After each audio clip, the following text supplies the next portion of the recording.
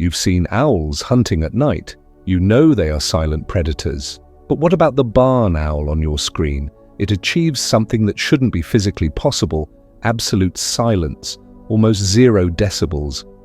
According to Dr. Christopher Clark from California Riverside, that's not stealth. That's biological engineering that breaks the laws of physics. Here's where things become impossible. Hawks produce 35 decibels when flying, eagles 40 decibels, but the barn owl? Nearly 0. The serrated edges of their wings glowing on screen reduce the flight sound to a level prey can't hear. But here's what disturbs scientists. This adaptation is so specific and so precise that it couldn't have evolved gradually. Tonight, you'll see how these golden feathers achieve impossible silence and other facts that science cannot explain. If this mysterious silence fascinates you as much as it does me, like and subscribe. Write in the comments where you're watching from, what time it is there, and what surprises you most about owls. You are the reason we continue to discover nature's secrets. Thanks for being here. First, let's establish something. Researchers don't completely agree on the findings we'll discuss. Some information isn't definitive. Now let's slowly dive into how these golden feathers quietly defy the laws of physics to achieve the impossible.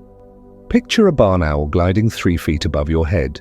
You wouldn't hear it coming, not a whisper, not even the faint rush of air that other birds produce. For comparison, hawks generate over 40 decibels during flight. But barn owls, they operate at sound levels so low that scientists struggle to measure them with standard equipment. Laboratory measurements show that when a barn owl swoops low, humans can't hear it even from 10 feet away. Consider this. A bird with a wingspan exceeding 3 feet, weighing more than a pound, moving through air without announcing its presence. This shouldn't work. Every object moving through air creates air movement. Moving air produces noise. It's basic physics. Yet barn owls violate this principle night after night, hunting prey that would instantly flee if they heard the slightest sound. The question researchers are trying to answer: how does a relatively large bird do something that breaks the rules of physics? Laboratory measurements reveal something remarkable. Researchers positioned sensitive microphones around a flying barn owl. They dimmed the lights and waited for the owl to fly. The barn owl glided past, so silent that nobody noticed. Later, when they checked the microphones, they saw readings close to 0 decibels. This means by the time the owl approaches its prey, it's already too late. Think about that for a moment. We're not discussing slight noise reduction. We're examining up to a 30 decibel difference between barn owls and similarly sized birds. In acoustic terms, that's the difference between a passing truck and normal human conversation. That's the difference between detection and complete surprise. The answer begins at the leading edge of the wing. Run your finger along the front edge of most bird feathers and you'll feel a smooth, clean line. Barn owl feathers break this pattern entirely. The leading edge features serrations that stand like saw teeth, tiny projections. These projections went unnoticed by casual observers. Robert Graham, a British pilot and bird expert, identified these projections in 1934 as one of 3 key structures enabling silent flight.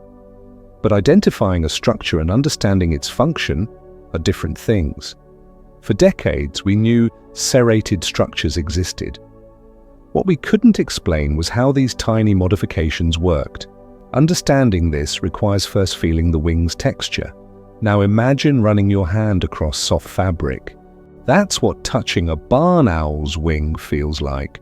Most of the barn owl's wing consists of soft feathers we call velvet-like texture. This isn't coincidental. These aren't normal feathers. Under microscopic examination, we see elongated structures called pennular extending from the feather barbs. These hair-like extensions are significantly longer in barn owls than in other bird species. For instance, what appears as thin lines in pigeons extends many times longer in barn owls. These feather-like structures create a soft surface that produces an unexpected effect. They vibrate before air contacts the wing, breaking air into small particles. These small particles absorb and eliminate sound. Imagine millions of these tiny elements. A barn owl's wing is like a giant machine that works in perfect silence. Here's what makes this even more remarkable. The velvet surface doesn't just reduce noise, it actually improves flight performance. Researchers initially thought silent flight might come with a cost, that barn owls sacrifice speed or maneuverability for stealth. The opposite appears true. The soft texture balances airflow across the wing, reducing drag and allowing the owl to fly slower than physics textbooks suggest should be possible for a bird this size. But the leading edge and surface texture only tell part of the story. There's a third adaptation, and this one operates at the opposite end of the wing. Most birds have clean, straight, trailing edges where their wing feathers end. Stand behind a flying pigeon, and you'll see a sharp line where feather meets air. Barn owls abandoned this design completely. Initial observations showed barn owl trailing edge feathers are quite different from other birds' rough and irregular. When air flows off the back of a normal wing, it creates noise. This happens because fast-moving air from the top surface collides with slower air from the bottom surface. The collision creates spinning air vortices. Those vortices spin off the wing's back edge, generating that familiar whooshing sound. This is the sound you hear when a bird flies past you. The fringed trailing edge changes everything. Instead of a hard boundary where fast and slow air meet, you get a gradual transition zone. Looking closely at these fine tips, we see they actually merge with neighboring feathers, creating a single continuous trailing edge. Not multiple noisy edges, a single silent trailing edge. Recent acoustic measurements show trailing edge modifications can reduce noise by up to 10 decibels on their own. That's similar to the difference between a passing car and a passing truck. So we have three systems working together. Leading edge serrations break up incoming airflow. Soft surface texture absorbs sound. Trailing edge tips smooth out the spinning air as it leaves the wing. Each system targets a different noise source. Combined, they create something unprecedented in nature. Let's look at other examples of this silence. Australian frogmouths independently evolved nearly identical adaptations. These birds aren't related to owls, no connection, no common origin. When two unrelated species develop identical solutions, this isn't coincidence, and the echoes of this silence didn't stay in the forest alone. Engineers studying owl wings applied similar noise reduction in their own designs, and the result? Sound levels dropped by half, but we couldn't capture the 30 decibel difference that barn owls demonstrate. It appears that even when we know the component parts, the complete integrated system exceeds our engineering capacity. But behind all this success lies a mystery still waiting to be solved. Why owls? Why did evolution push these birds toward absolute silence when many other predators succeed with far less stealth? The answer connects directly to hunting strategy. Owls that hunt mammals need silence for two reasons. First, prey can't hear them approaching. Second, perhaps more important, owls must hear their prey while flying. Imagine trying to distinguish the faintest rustling in grass while a constant humming passes by your ears. That's exactly what a noisy owl experiences.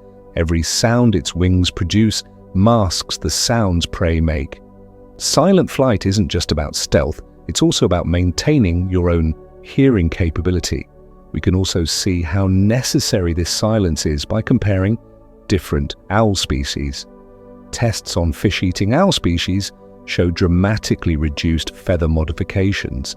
Fish can't hear sounds transmitted through air.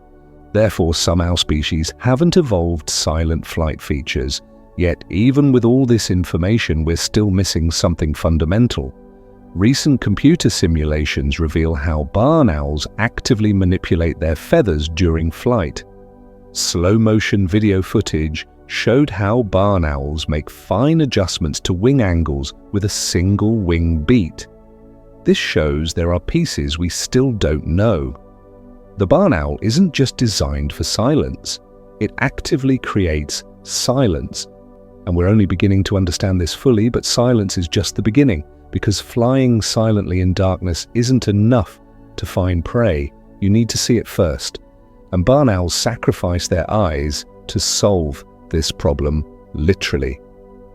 Now let's slowly dive from the barn owl's eyes into the forest darkness. Those special feathers we talked about make perfect silence possible, but silence alone isn't enough to catch prey hiding under grass in total darkness.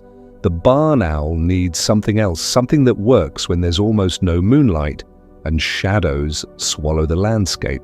Imagine standing in a field at midnight, no moon, clouds blocking the starlight.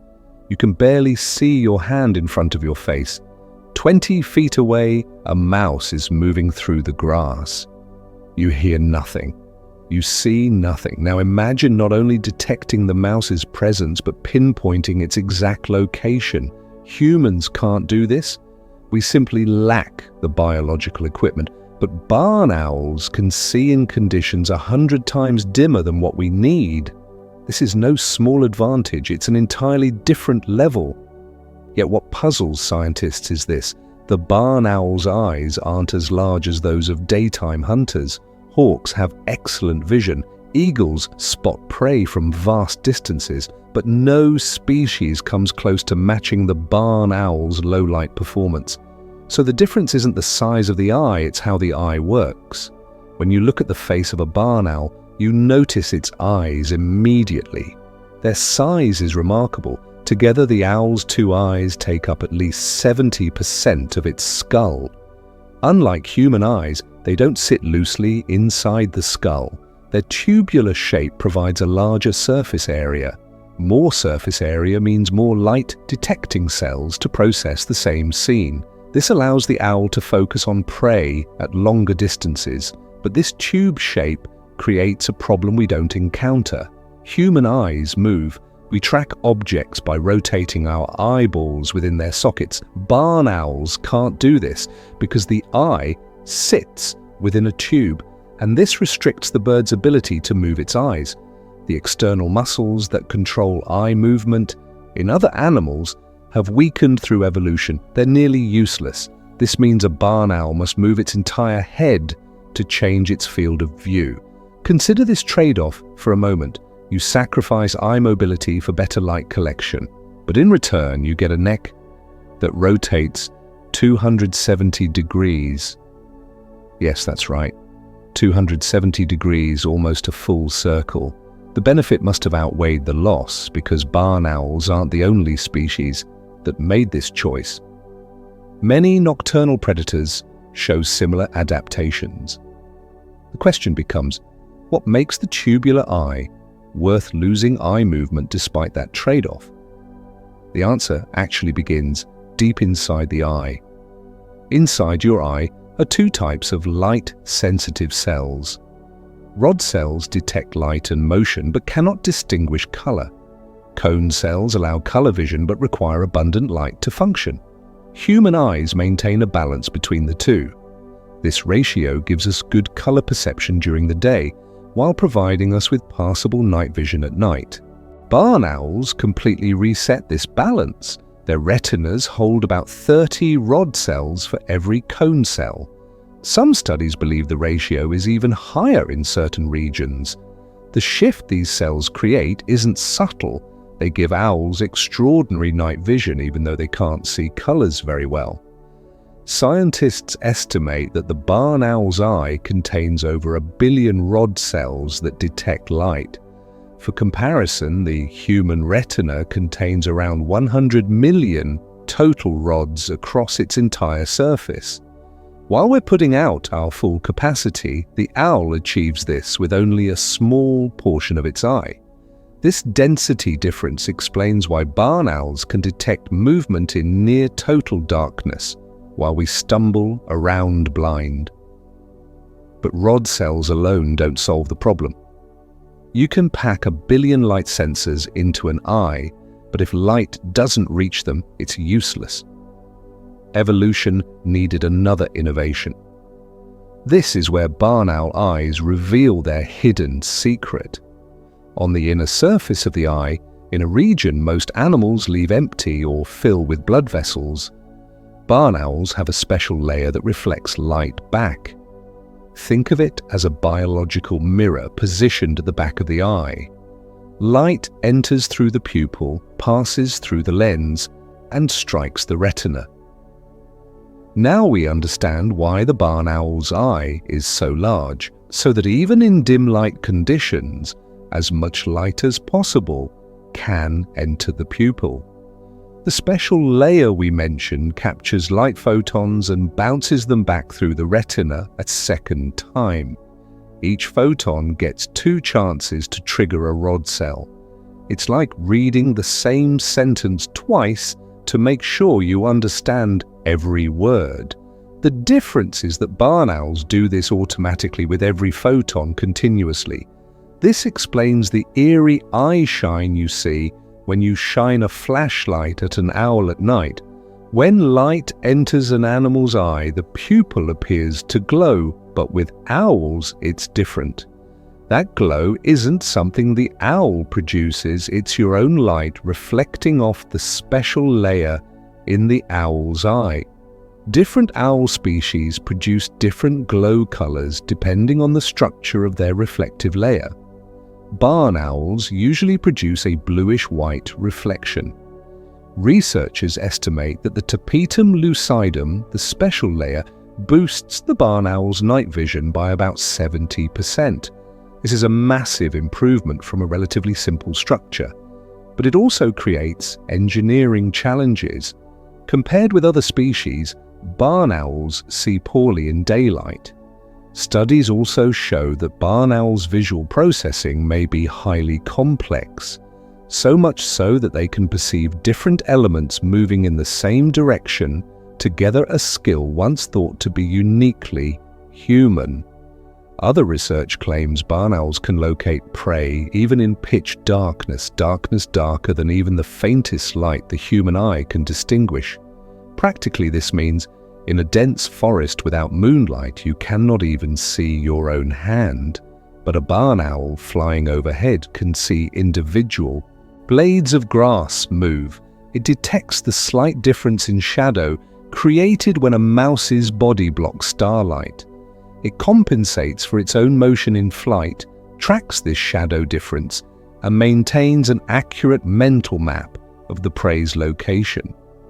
But motion-based vision has limits. Some prey species, especially rabbits, take advantage of this by freezing completely when threatened. A motionless rabbit becomes nearly invisible even to an owl's eyes.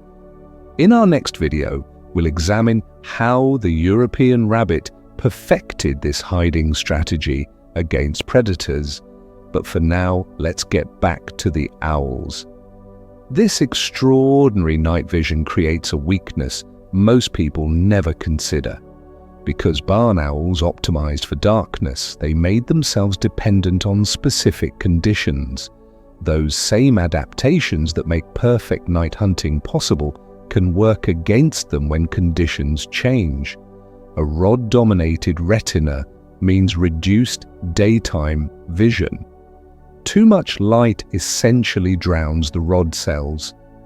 Barn owls cannot turn off their night vision system during daylight hours. They are stuck with sensory equipment optimized for only one lighting condition. This is why you rarely see barn owls hunting in bright sunlight. It's not a preference, it's a biological limit. Eyes that see perfectly at midnight struggle at noon. The special layer makes this worse. In bright conditions, reflected light causes glare within the eye. The biological mirror that provides such a huge advantage in darkness becomes a disadvantage in daylight. They experience blurriness, difficulty detecting prey, and dazzling brightness. Some have even been seen accidentally crashing into tree trunks. Barn owls compensate by hunting at dawn, dusk, and night. But this restricts their hunting opportunities and makes them vulnerable to weather conditions that reduce already scarce light. Heavy rain, fog, and dense cloud cover can lower ambient light below the barn owl's threshold. And there is one more cost: those fixed tubular eyes that collect light so efficiently. They create a narrow field of view. Barn owls see roughly 110 degrees total. Humans see about 180. Pigeons see 340. The cost of this trade-off is very steep: superior low-light vision at the expense of side vision. To compensate, barn owls developed a completely different adaptation, an adaptation that pushes vertebrate limits, an adaptation requiring modifications so extreme they would normally be instantly fatal in any species. Because when your eyes can't move and your field of view is restricted, your head must compensate. It must move with a flexibility that exceeds normal biological boundaries. And the question becomes, how can a head rotate 270 degrees without tearing blood vessels or cutting off oxygen to the brain? Fixed eyes create a problem. Limited field of view restricts awareness, but barn owls found a solution that works so well, it's become their most recognizable characteristic.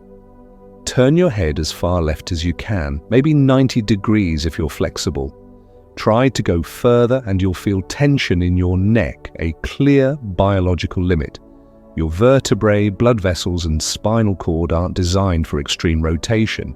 Push too hard and you risk serious injury. Barn owls ignore this limitation entirely.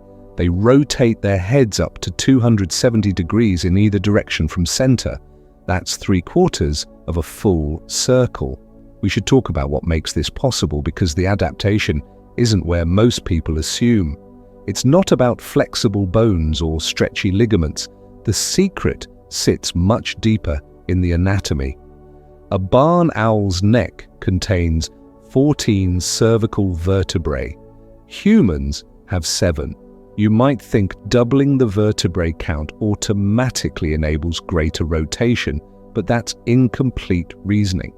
Plenty of bird species have 14 cervical vertebrae without achieving owl-level head mobility.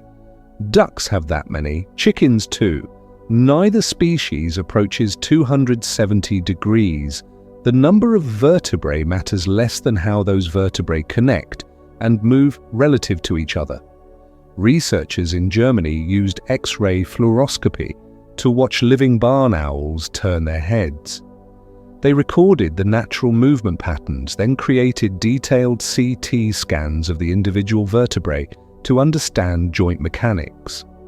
What they found was a functional division of labor along the neck's length. The upper region, close to the skull, shows high capability for both rolling and yawing movements. Rolling means tilting the head side to side. Yawing means rotating left and right. These upper joints handle most of the dramatic rotation we associate with owls. The middle region contributes relatively little to total rotation. It provides structural support more than mobility. The lower region, near the shoulders, shows different specialization, high rolling capacity with minimal yawing. This creates a system where different neck sections handle different movement types. Think of it like a mechanical system with specialized components. The top provides rotation, the middle maintains stability, the bottom allows the entire assembly to tilt and adjust position. Each section optimized for specific tasks rather than trying to do everything equally. But this still doesn't explain how blood keeps flowing during extreme rotation. This is where the real innovation appears. In most animals, major arteries feeding the brain pass through relatively snug openings in the vertebrae. The vertebral artery, one of the critical blood vessels supplying the brain, travels through holes called transverse foramina. In humans, these holes closely match artery diameter, not much extra space. During normal head movement, the artery slides and flexes slightly within these channels. Rotate too far and the artery gets compressed or twisted. Blood flow reduces. Brain function suffers immediately.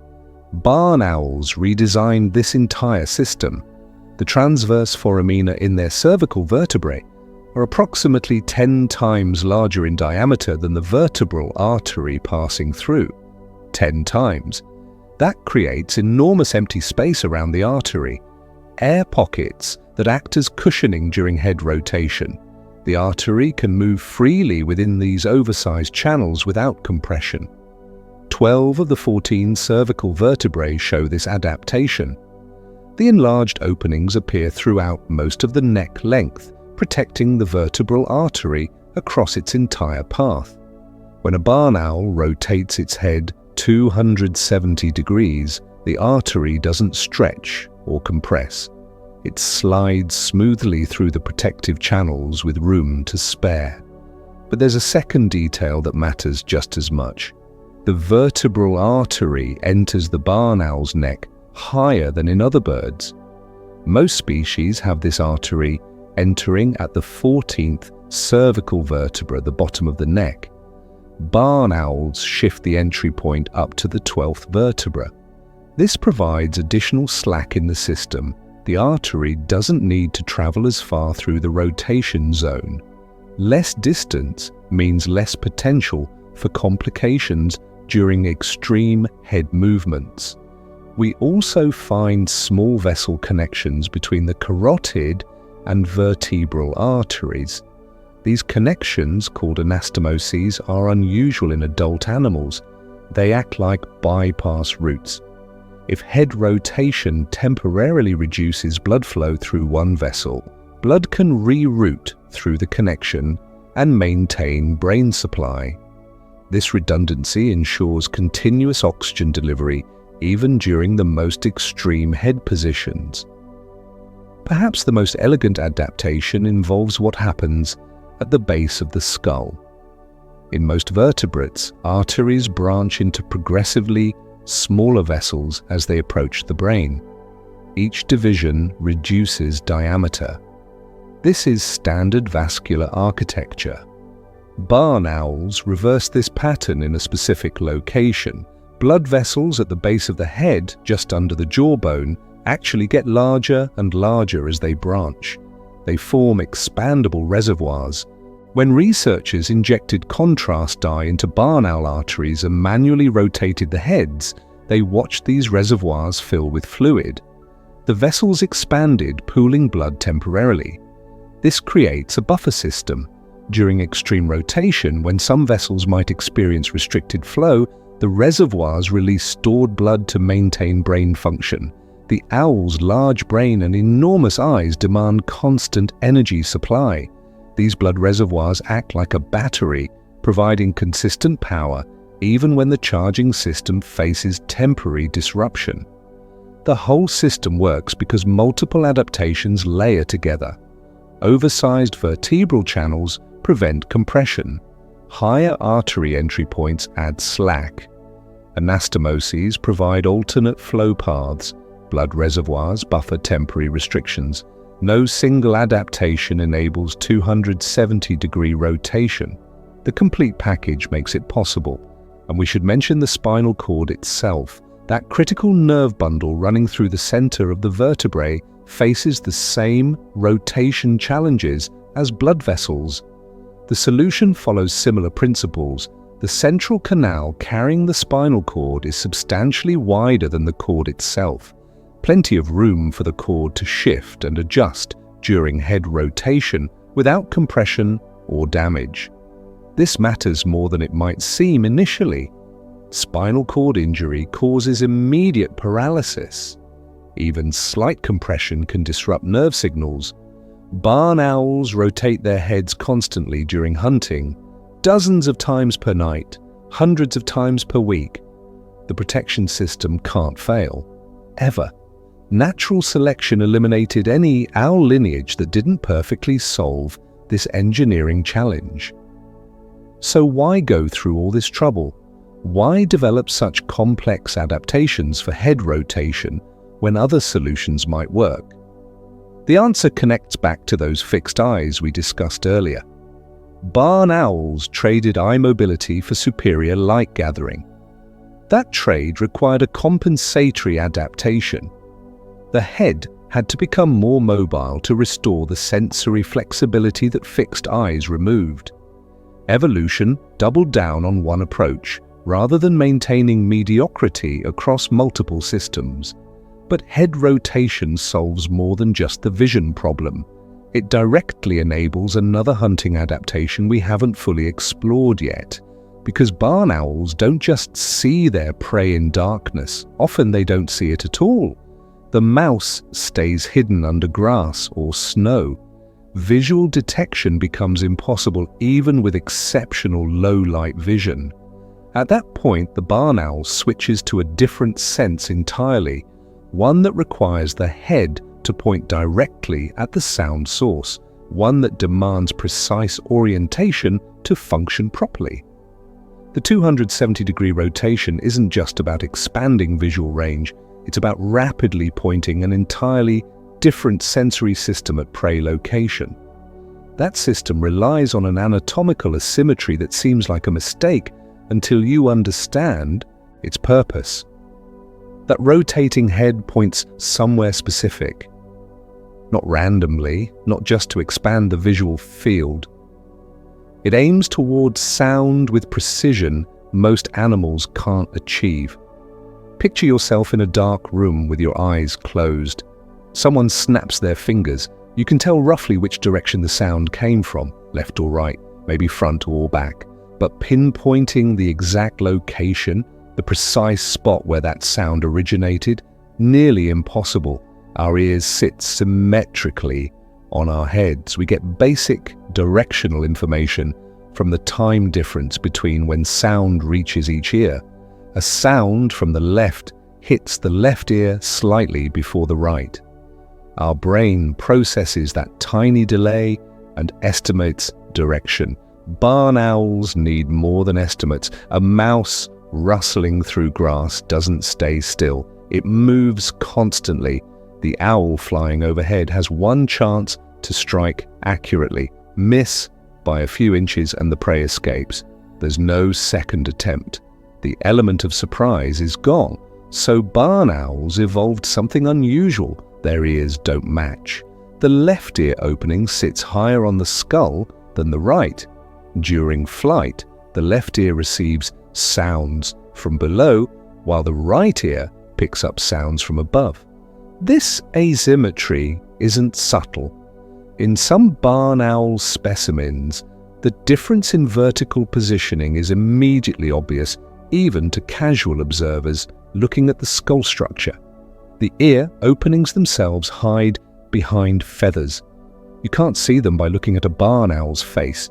They sit at the sides of the head, just behind those large dark eyes. Most people assume the ear tufts visible on some owl species are actual ears. They're not. Those tufts are display feathers, mood indicators similar to how a cat's ears swivel to show emotion. The real ears are concealed beneath the facial disc feathers, and that facial disc matters more than its appearance suggests. Those heart-shaped feathers surrounding the barn owl's face form a parabolic structure, not decorative, functional. The disc acts like a satellite dish, collecting sound waves and funneling them toward the ear openings.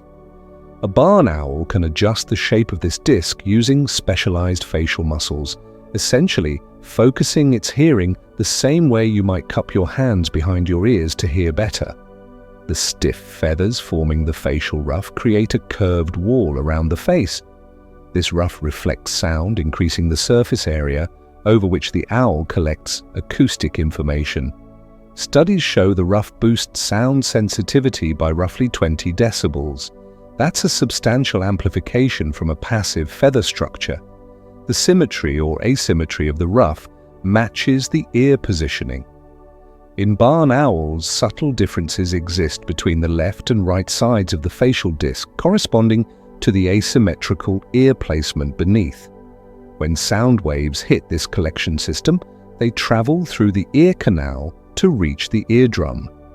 The eardrum in owls is proportionately larger than in other birds. A larger eardrum means more efficient conversion of air pressure waves into mechanical vibrations. Those vibrations transfer through a single bone into the inner ear, where thousands of tiny hair cells translate movement into electrical signals the brain can interpret. Now here's where the asymmetrical positioning creates its advantage. A sound coming from directly in front of the barn owl reaches both ears simultaneously.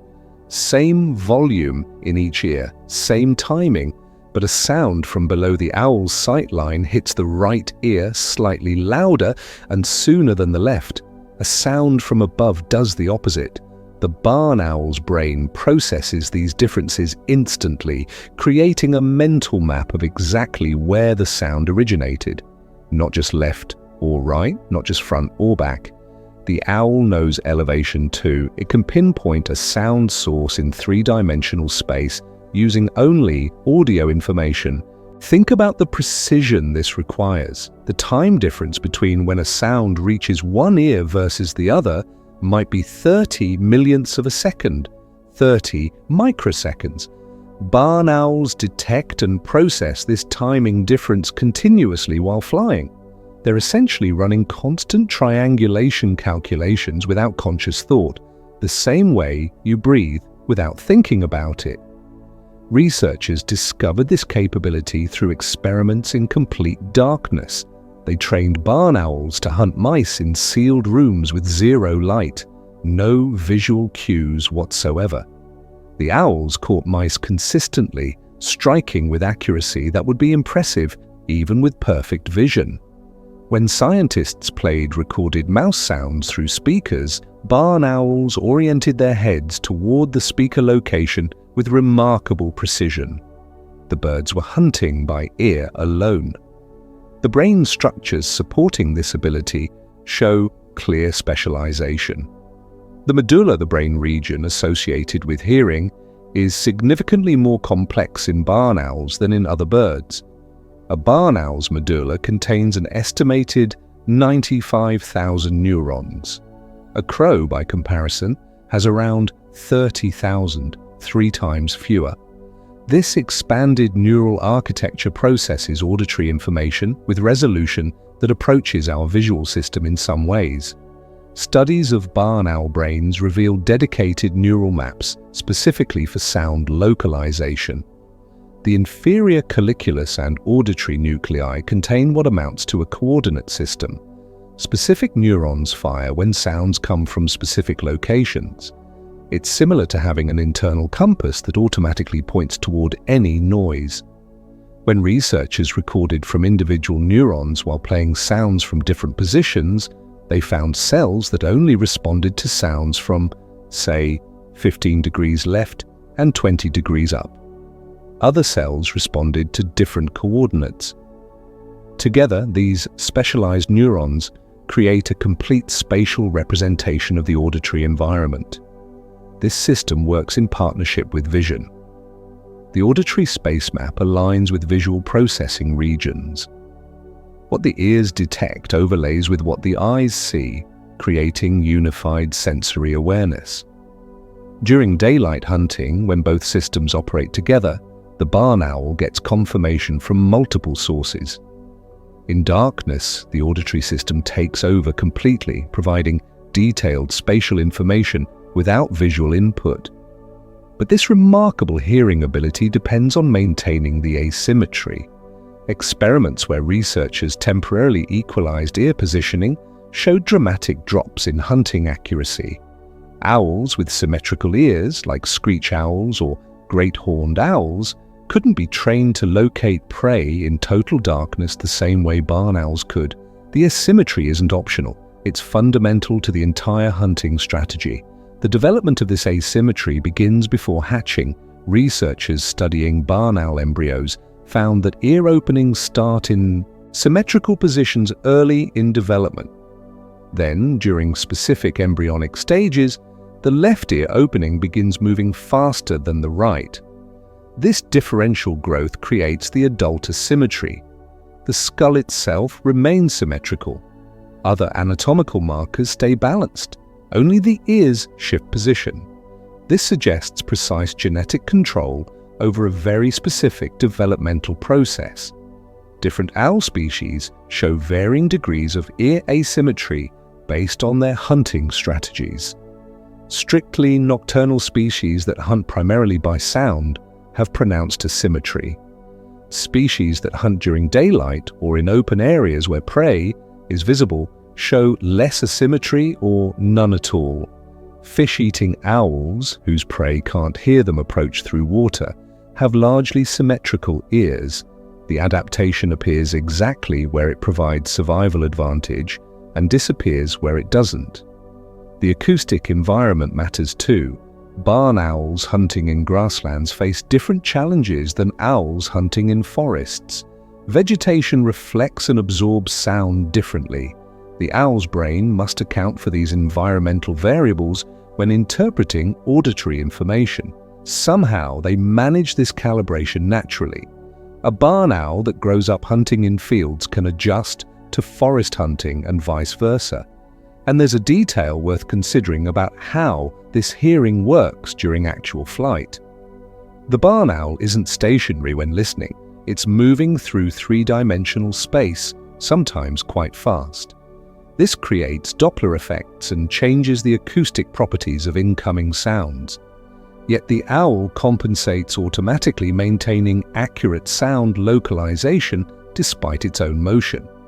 The neural processing required for this real-time correction happens faster than our instruments can fully measure, so we have asymmetrical ears providing three-dimensional sound mapping. We have an enlarged facial disc amplifying and focusing incoming sounds. We have specialized brain regions processing auditory information with extreme precision. These systems work together to create hunting capability that functions in conditions where vision becomes useless. But even the best hearing system needs something to grip the prey once it's located, because knowing exactly where a mouse is hiding doesn't help if you can't hold on to it once you strike. And the force required to capture prey moving at high speed to penetrate through fur and prevent escape demands mechanical advantage beyond what most people realize birds possess. Sound locates the prey. The head orients toward the target. Then comes the moment of contact, and everything depends on what happens in that split second. A barn owl weighs around 1 pound, sometimes slightly more for females, slightly less for males. You could hold one comfortably in both hands. The bird's frame feels light, almost delicate when you consider the hollow bones and air sacs that reduce overall mass for flight efficiency.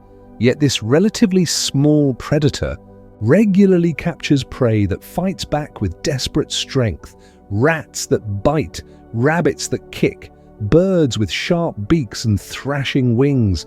The barn owl subdues them all. The secret sits at the end of those legs in 4 curved talons that look almost too slender to generate serious force. But appearances deceive here. Those talons can exert somewhere between 200 and 500 pounds per square inch of pressure.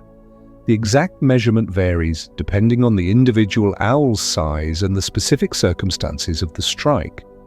Either way, we're talking about force that exceeds what most people can produce with their entire hand. To put that in perspective, the average adult human hand grip measures around 60 to 90 psi, maybe 120 if you're exceptionally strong. Barn owls, weighing roughly 1 pound, generate double or triple that pressure through their feet alone. The physics seems wrong at first glance. How does such a small animal produce such disproportionate force? The answer starts with the toe arrangement itself. Most birds have 3 toes pointing forward and 1 pointing backward. This works fine for perching and walking. Barn owls use a different configuration called zygodactyl. 2 toes point forward, 2 point backward. This creates an X-shaped grip pattern when the talons close. Instead of capturing prey against a surface, the owl's foot becomes a cage with talons coming from 4 directions simultaneously. Each talon curves into a sharp point. The curve isn't arbitrary, it follows a specific arc that maximizes penetration while maintaining structural strength. Too straight, and the talon slides off prey instead of puncturing. Too curved, and it might snap under pressure. Evolution found the optimal middle ground. The talons pierce hide and fur easily, sink deep into tissue, then lock in place as the foot closes. The bottom surface of each toe has rough, textured skin, not smooth like human fingers. The texture creates friction against prey, preventing slippage even when the target is wet or covered in fur. This matters when you're trying to hold on to a struggling rat in mid-flight. The prey thrashes, twists, tries every possible escape maneuver. The textured toe pads maintain grip through all of it, but the real mechanical advantage comes from higher up the leg. The muscles that control talon closure don't sit in the feet themselves. They're located in the upper leg, where there's room for substantial muscle mass. Long tendons run from these muscles down through the leg and connect to the toes. When the owl strikes prey, leg muscles contract powerfully, pulling the tendons tight. The tendons retract the toes, forcing the talons to close. Here's where it gets interesting. The tendons pass through sheaths, protective tunnels, that guide them along the leg. Both the tendons and these sheaths have microscopic ridges on their surfaces. When the muscles pull the tendons and the toes curl into gripping position, these ridges interlock. They slide into each other like a ratchet mechanism or a zip tie, clicking closed. Once locked, the system holds pressure without requiring continuous muscle contraction. Think about hanging from a bar. Your muscles tire quickly because they must maintain constant tension to keep you suspended. Now imagine a locking mechanism that holds your grip automatically once you close your hand. The barn owl has exactly that. Once the talons sink into prey and lock closed, the bird can maintain crushing pressure almost indefinitely without muscle fatigue. This is crucial for subduing larger prey that doesn't die immediately on impact. The strike itself happens faster than most cameras can clearly capture without high-speed equipment. The owl approaches silently, using the sound-dampening flight we discussed earlier. At roughly 2 feet from the target, the legs swing forward from their tucked position beneath the body. The talons spread wide, forming that X-pattern cage. Just before impact, the owl often closes its eyes to protect them from thrashing prey. The feet hit the target with enough force to stun smaller animals instantly. For a mouse or vole, the strike is usually fatal within seconds. The talons pierce vital areas. The crushing pressure stops the heart or damages the spine. But larger prey presents more challenge. A rat might survive the initial strike. A rabbit certainly will. This is when that ratcheting tendon system proves its value. The owl maintains maximum grip pressure while the prey exhausts itself fighting. Eventually, the sustained crushing force causes fatal organ damage, or the talons penetrate deep enough to hit critical areas. The owl can adjust pressure somewhat even with the ratchet engaged. Smaller prey gets lighter pressure. Larger, more dangerous prey receives maximum force. This calibration happens automatically based on feedback from the toe pads. The system is responsive without being delicate, foolproof enough to work in the chaos of a night hunt. One detail often overlooked is how the owl positions its feet during the final approach. Watching slow-motion footage reveals careful aim. The front 2 talons target the prey's head or neck area. The rear 2 talons go for the body or hindquarters. This spread ensures that no matter which way the prey tries to escape, At least 2 talons make contact. Often all 4 connect, creating that inescapable cage.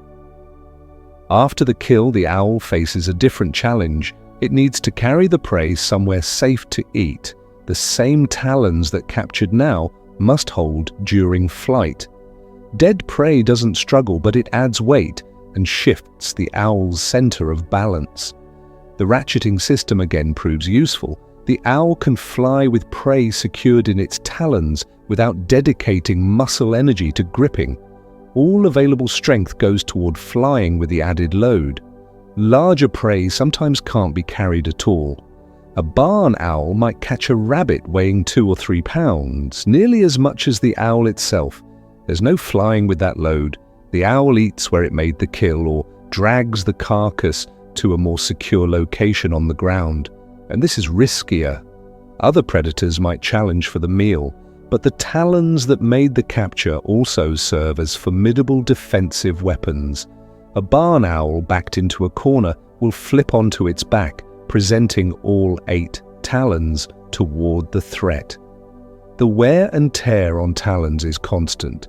Each strike, each capture, each defensive display puts stress on these critical structures. They're made of keratin, the same material as human fingernails, but much denser and harder. Even so, they gradually wear down through use. Barn owls spend time maintaining their talons, using their beak to clean debris and keep the points sharp. The talons also grow continuously throughout the owl's life, replacing material lost to wear. In younger owls, the talons are notably sharper than in older individuals. A young barn owl has almost needle-like points. An older bird's talons show slight blunting despite continuous growth and maintenance. This affects hunting success. Researchers tracking barn owl populations found that very old owls sometimes struggle to capture prey as effectively as they did in their prime.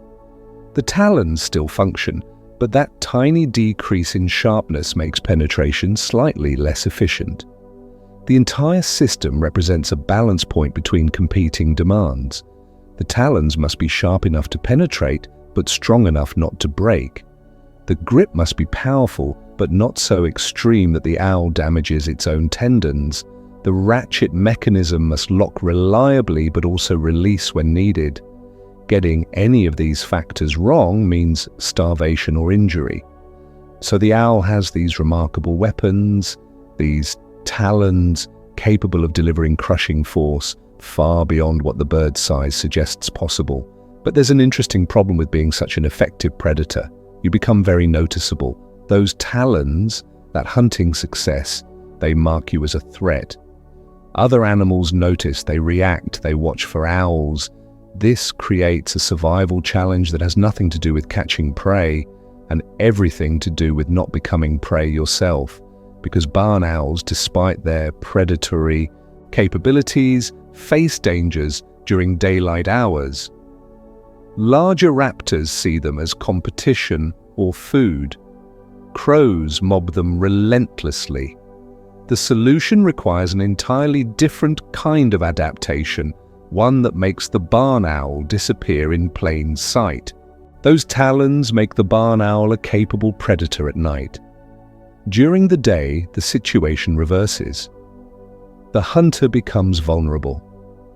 Barn owls rest during daylight hours, usually in barns, church steeples, tree cavities, or abandoned buildings. They're not completely nocturnal in the strict sense. Sometimes they hunt during late afternoon or early morning when light levels are low. But bright midday sun presents problems. Their eyes, optimized for darkness, struggle with intense light.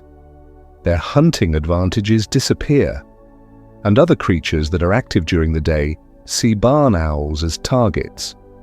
Crows are particularly aggressive toward roosting owls. They gather in groups, calling loudly, diving at the owl repeatedly. This behavior, called mobbing, serves to drive the owl away from the crow's territory. Hawks sometimes attack barn owls they encounter during daylight. Even smaller birds will harass a barn owl that's exposed in the open. The solution is simple enough in concept. Don't be seen, the execution requires specific adaptations. Barn owl plumage varies somewhat depending on geographic location, but most individuals show a pattern of golden brown and grey feathers on the upper parts of the body. The back, wings and top of the head display these mottled earth tones. Small spots and streaks break up the solid colours. This isn't random decoration. The pattern disrupts the owl's outline when it roosts against tree bark or wooden beams. Your eye naturally looks for familiar shapes. A bird-shaped silhouette stands out against a background.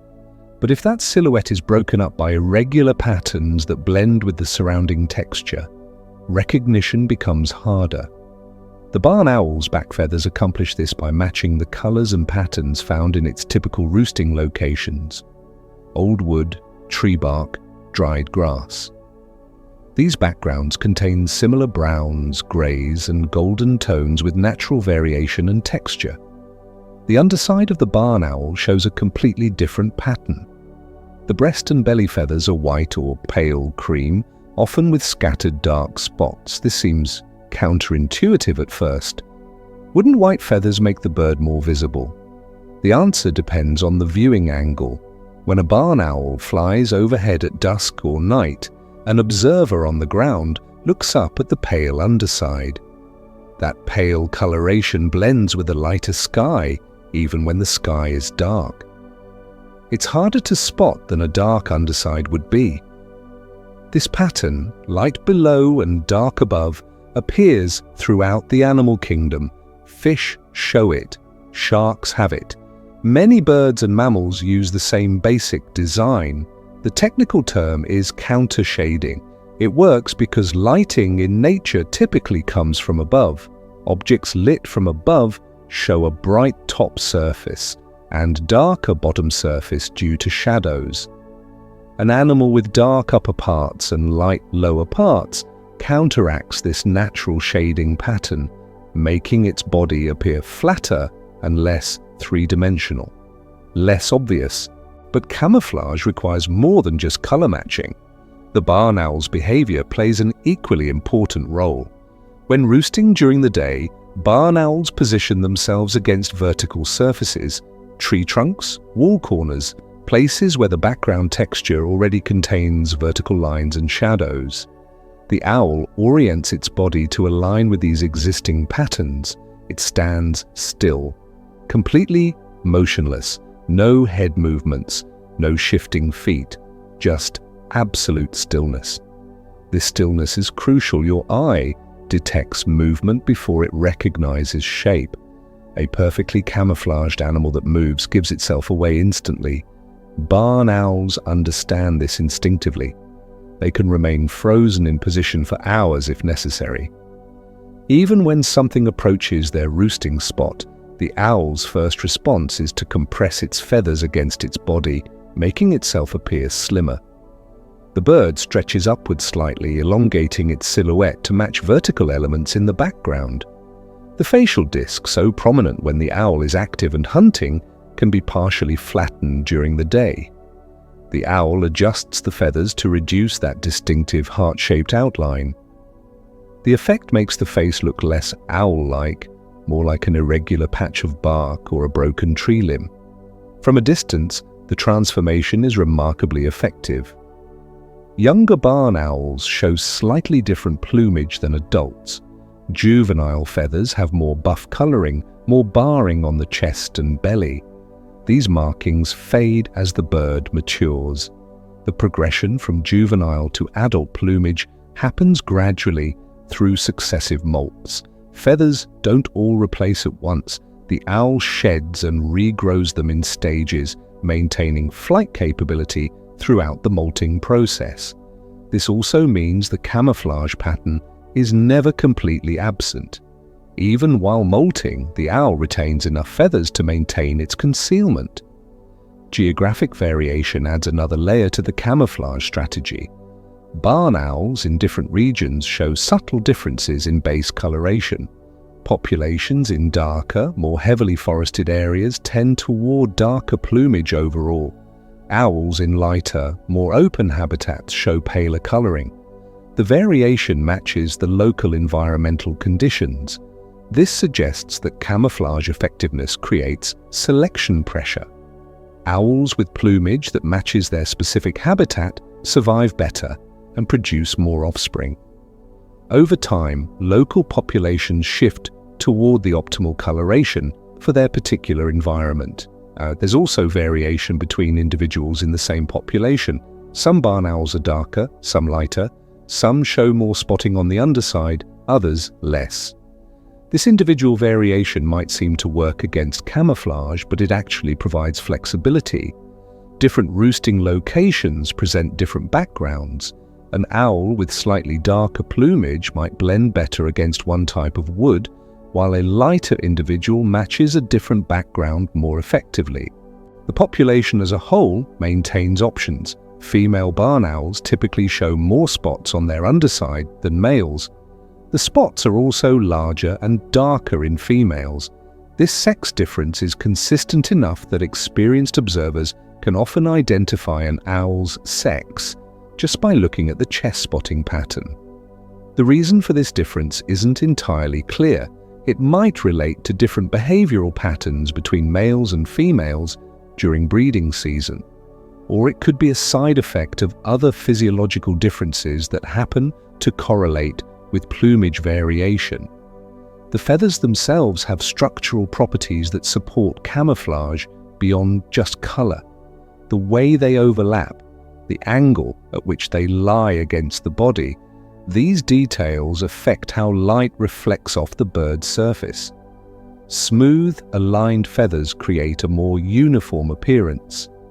The barn owl's feathers lie in patterns that create subtle texture variation, breaking up the surface even further. This textural component of camouflage works alongside the color pattern. Molt timing matters for camouflage effectiveness too. Barn owls typically undergo their major molt during late summer and fall. This timing means they enter winter with fresh, intact plumage, providing maximum camouflage value during the season when trees are bare and roosting spots offer less natural cover. Worn, faded feathers late in the molt cycle provide less effective camouflage, but this degradation happens during times when leafy cover and other environmental factors compensate. When camouflage fails and the owl is discovered, the bird has backup strategies.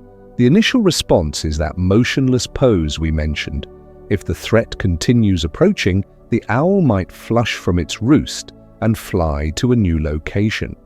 During this escape flight, the owl becomes highly visible. There's no hiding a bird with a 3-foot wingspan flying in daylight. The strategy shifts to getting distance from the threat and finding a new, undiscovered roosting spot as quickly as possible. In some situations, particularly when protecting a nest, barn owls abandon camouflage entirely and switch to threat displays. The bird spreads its wings wide, making itself appear larger. It sways side to side. It produces hissing sounds and bill clacking. The display is meant to intimidate rather than conceal. This represents a calculated trade-off. Better to be visible and threatening than hidden but vulnerable to a predator that's already found you.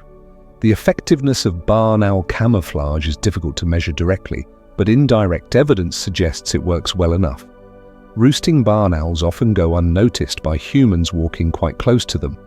Researchers have documented cases where barn owls roosted in barns actively used by farmers going undetected for extended periods.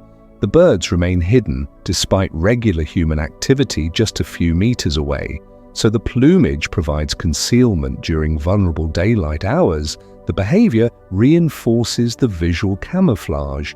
Together, these adaptations reduce predation risk and harassment from other species. But even the best daytime concealment doesn't help if the owl lacks a suitable place to hide. And that brings up questions about where barn owls actually live, how they choose their roosting and nesting sites, and what happens when those traditional locations disappear.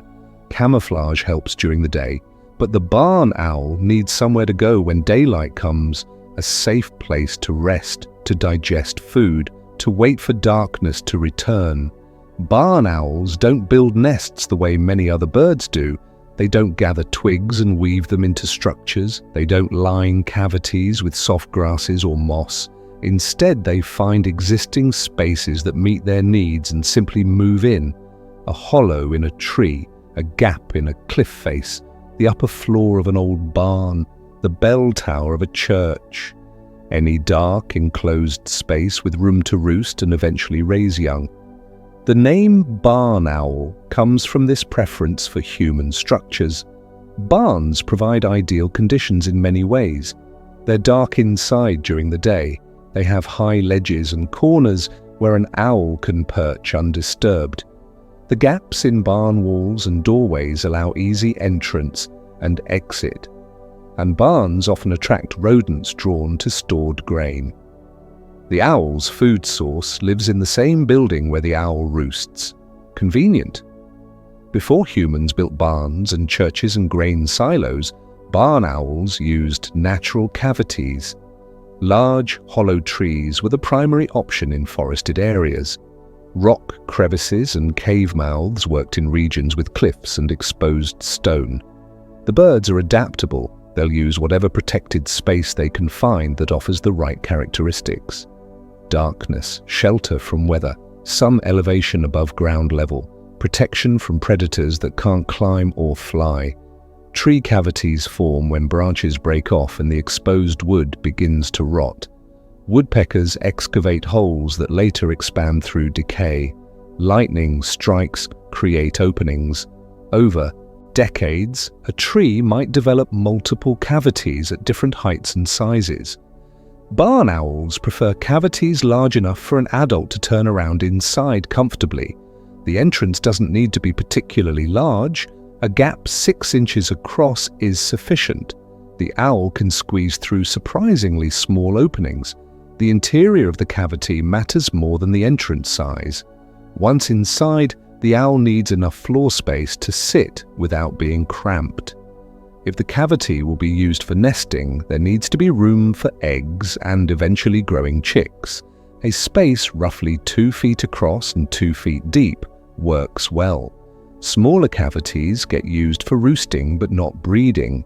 Larger spaces are fine too, though barn owls seem to prefer more enclosed areas over vast open chambers. Height varies depending on what's available. Barn owls will nest as low as 6 feet off the ground if nothing better exists. They prefer higher locations when possible. 15 to 30 feet up provides better protection from ground predators. But they're not strict about this. The key factor is accessibility. The owl needs a clear flight path to and from the cavity entrance. Dense branches blocking the approach make even a good cavity less attractive. In agricultural regions, barn owls have adapted thoroughly to human structures. Modern barns with metal roofs and walls don't work as well as older wooden barns. The older buildings have more gaps, more ledges, more character in their construction. Grain silos sometimes have access points barn owls can use. Old houses scheduled for demolition often harbor roosting owls until the structure comes down. Church steeples with their high windows and interior beams attract barn owls in both rural and urban settings. This association with human buildings has advantages and disadvantages. The advantages are obvious. Buildings provide reliable shelter year-round. They don't decay and collapse the way hollow trees eventually do. They offer protection from weather that natural cavities can't match. The disadvantages emerge over time. Buildings get renovated, gaps get sealed, old barns are demolished and replaced with modern structures that don't have owl-friendly features. Habitat loss affects barn owl populations more than most people realize. When a farm converts from traditional barns to modern metal buildings, the local barn owls lose roosting and nesting sites. When old trees get cleared for development or agriculture, natural cavities disappear.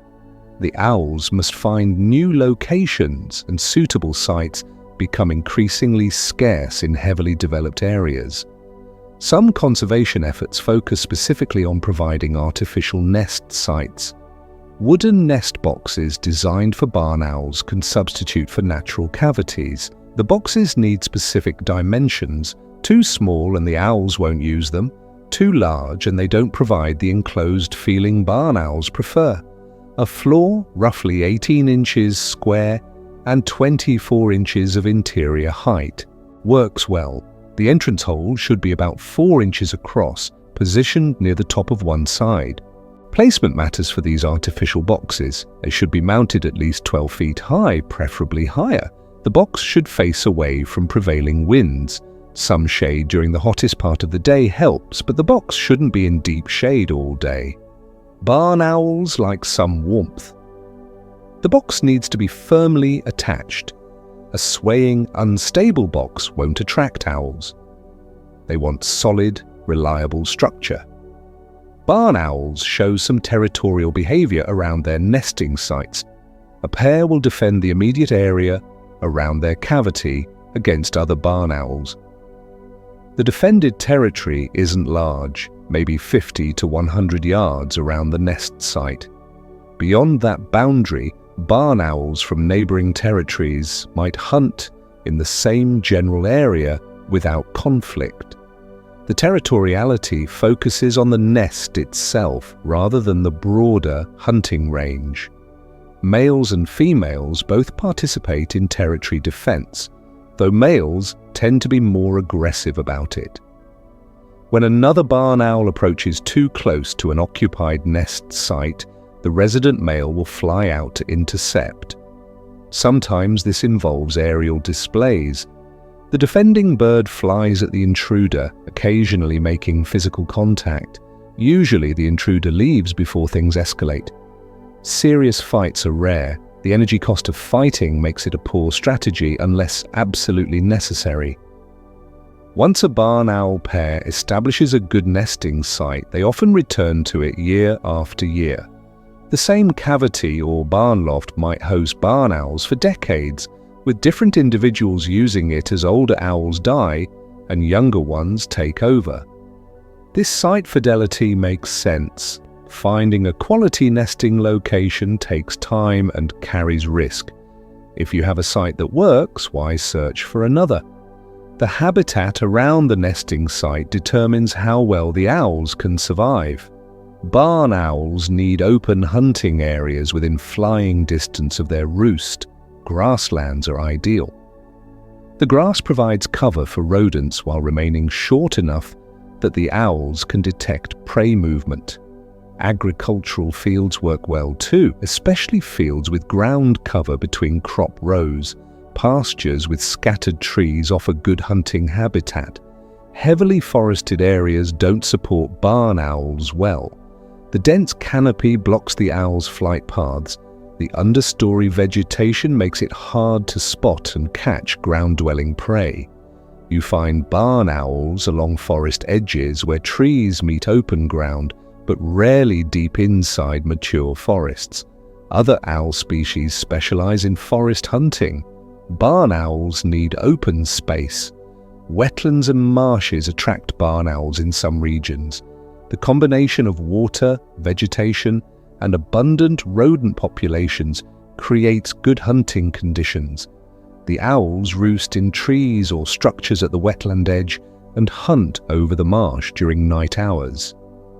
This habitat type supports healthy barn owl numbers where it still exists, but wetland drainage has eliminated much of this habitat in developed regions. Urban and suburban areas present mixed conditions for barn owls. City parks with large old trees sometimes harbor barn owls. The owls hunt in the park and surrounding neighborhoods where landscaping creates suitable habitat.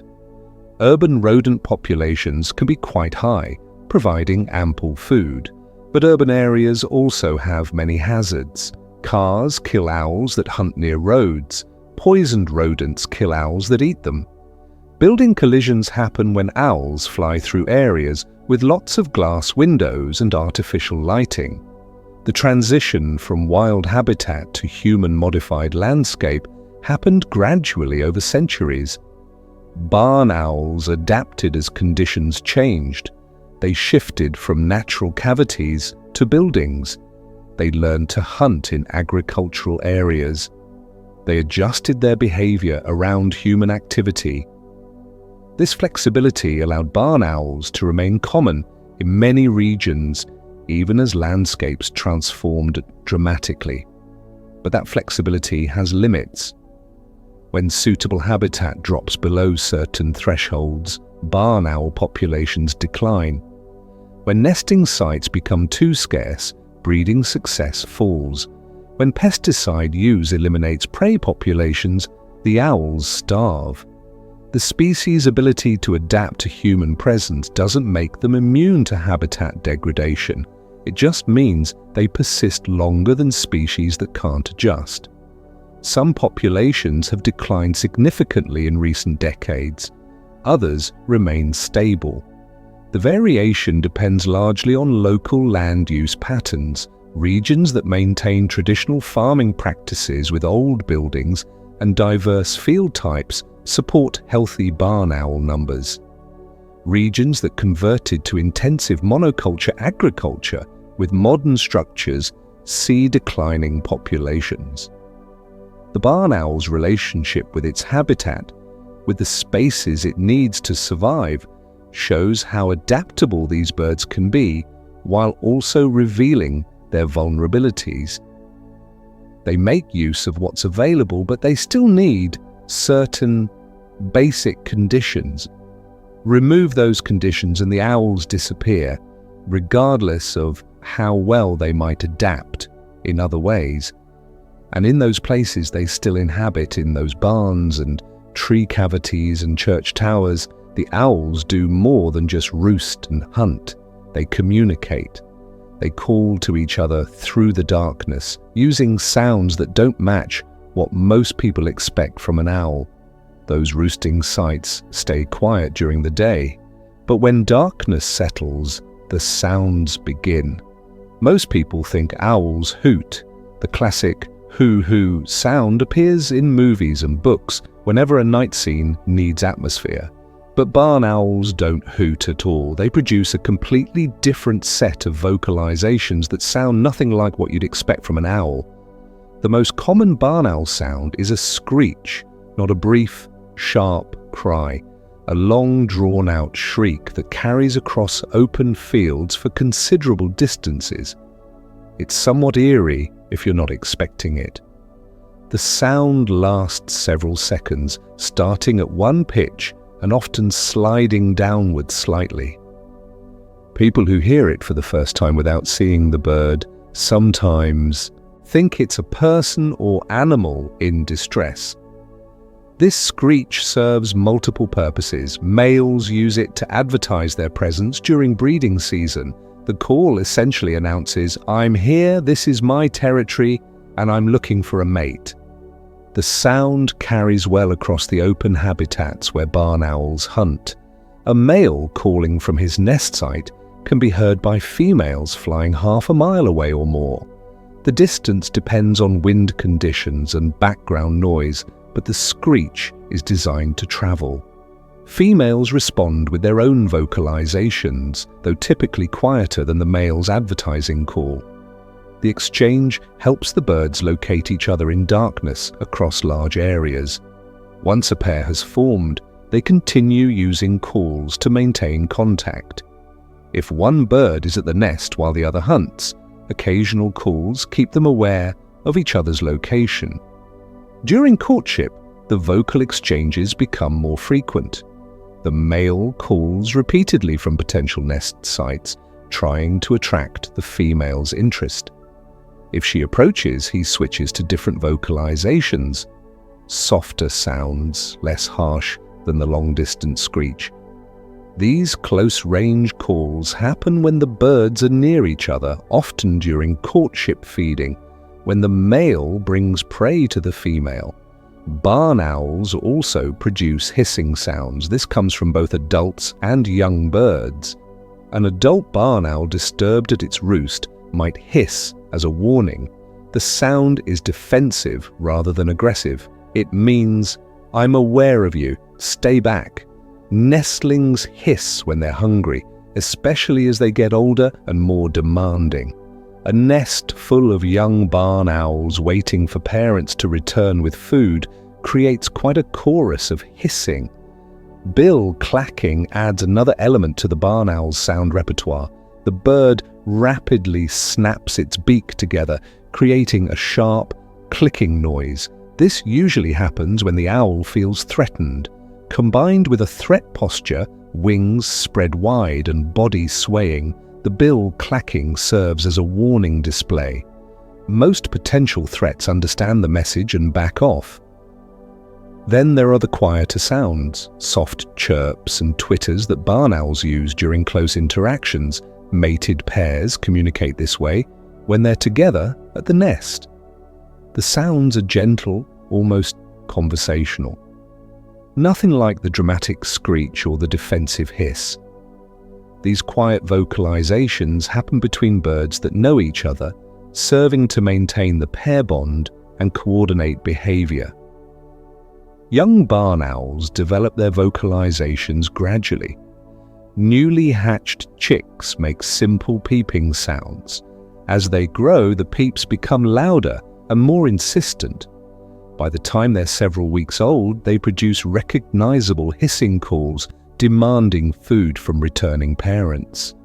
The transition to adult vocalizations happens over several months as the young birds mature. Interestingly, barn owl calls vary somewhat by region. Populations in different parts of the world produce screeches with slightly different acoustic properties. The basic structure remains the same, but details like pitch, duration, and tonal quality show variation. This suggests that barn owls learn some aspects of their vocalizations from other barn owls they hear during development. Rather than the calls being purely instinctive, the volume barn owls can achieve is impressive for a bird their size. A male's territorial screech reaches sound levels that carry across vast open areas. The projection comes partly from the bird's respiratory system. Like all birds, barn owls have air sacs connected to their lungs. These sacs act as resonating chambers, amplifying sound production. When a barn owl calls, it's using its entire body as an instrument. The timing of vocalizations follows patterns related to breeding cycles and seasons. During winter months, barn owls are generally quieter. You might hear occasional calls, but nothing like the vocal activity of spring and summer. As breeding season approaches, male calling increases dramatically.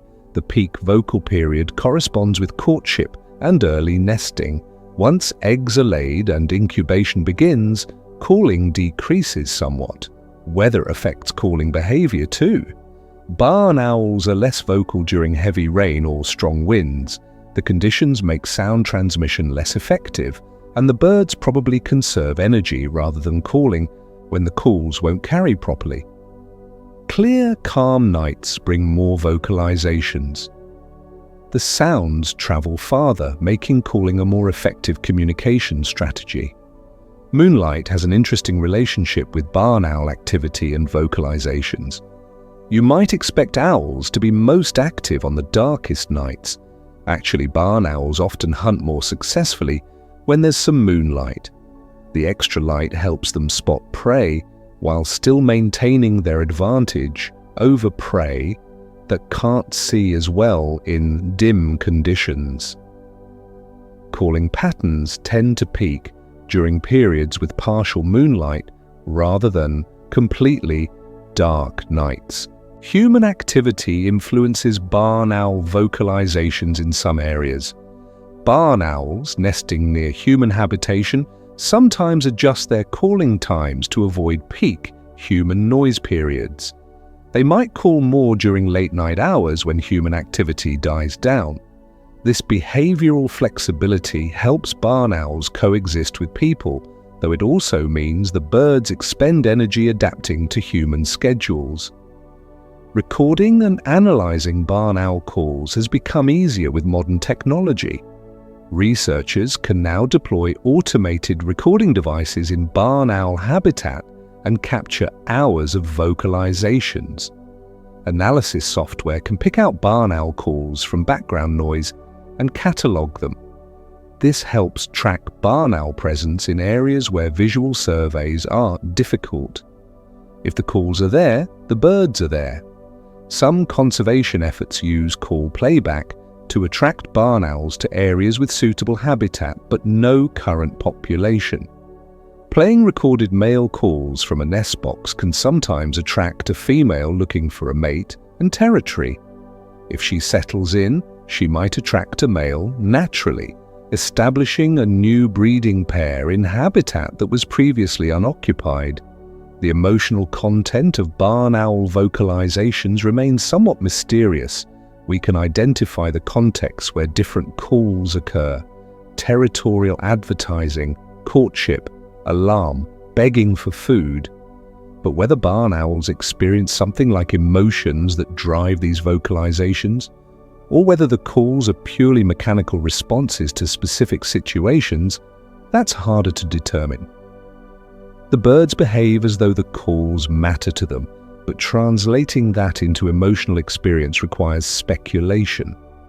What we do know is that barn owls without the ability to vocalize face significant disadvantages. Birds with damaged vocal abilities struggle to attract mates. They have difficulty maintaining pair bonds. If they do breed, communication with their mate and offspring becomes more challenging. Vocalizations clearly serve important functions beyond just making noise. The quiet periods between calls matter too. Barn owls spend most of their time silent. They hunt silently. They fly silently. Even at the nest, long stretches pass without vocalization. The silence is the default state. Calls punctuate the silence when specific needs arise, then the quiet returns. This pattern of selective vocalization fits the barn owl's overall strategy. Energy conservation matters for any predator. Unnecessary calling wastes energy and potentially alerts prey to the owl's presence. Better to stay quiet most of the time and call only when the benefit outweighs the cost. The approach works. Barn owls maintain territories, attract mates, and raise young while spending most of their lives in near silence. And when breeding season does arrive, when those calls successfully bring a pair together, the real work begins. Because raising the next generation of barn owls involves challenges that go far beyond finding a mate and establishing territory. Those calls bring pairs together. The territory is established, the nest site is chosen, then comes the commitment that will occupy the next several months of the barn owl's life. Breeding season timing varies depending on location. In temperate regions, barn owls typically begin courtship in late winter or early spring. February through April sees the most activity in North America and Europe. But in areas with milder climates, barn owls sometimes breed year-round if food supplies remain adequate. The key factor isn't the calendar, it's prey availability. A barn owl won't attempt breeding unless there's enough food to support the energy demands of egg production and chick rearing. The female determines when conditions are right. Her body monitors fat reserves and prey intake. When both reach sufficient levels, hormonal changes trigger the breeding cycle.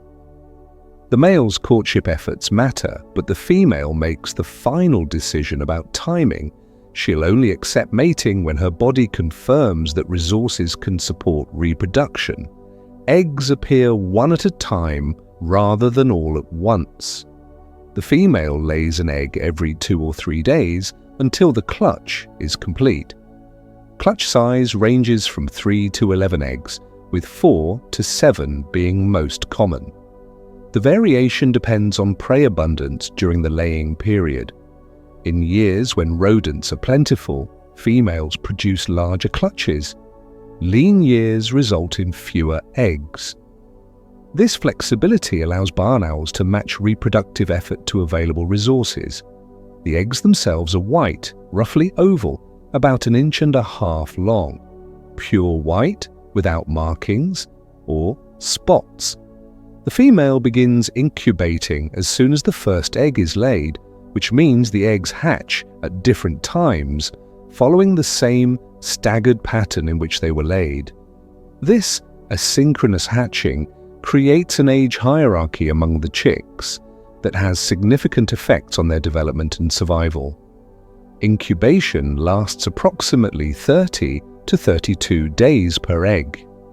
During this period, the female spends most of her time on the eggs, keeping them at the proper temperature.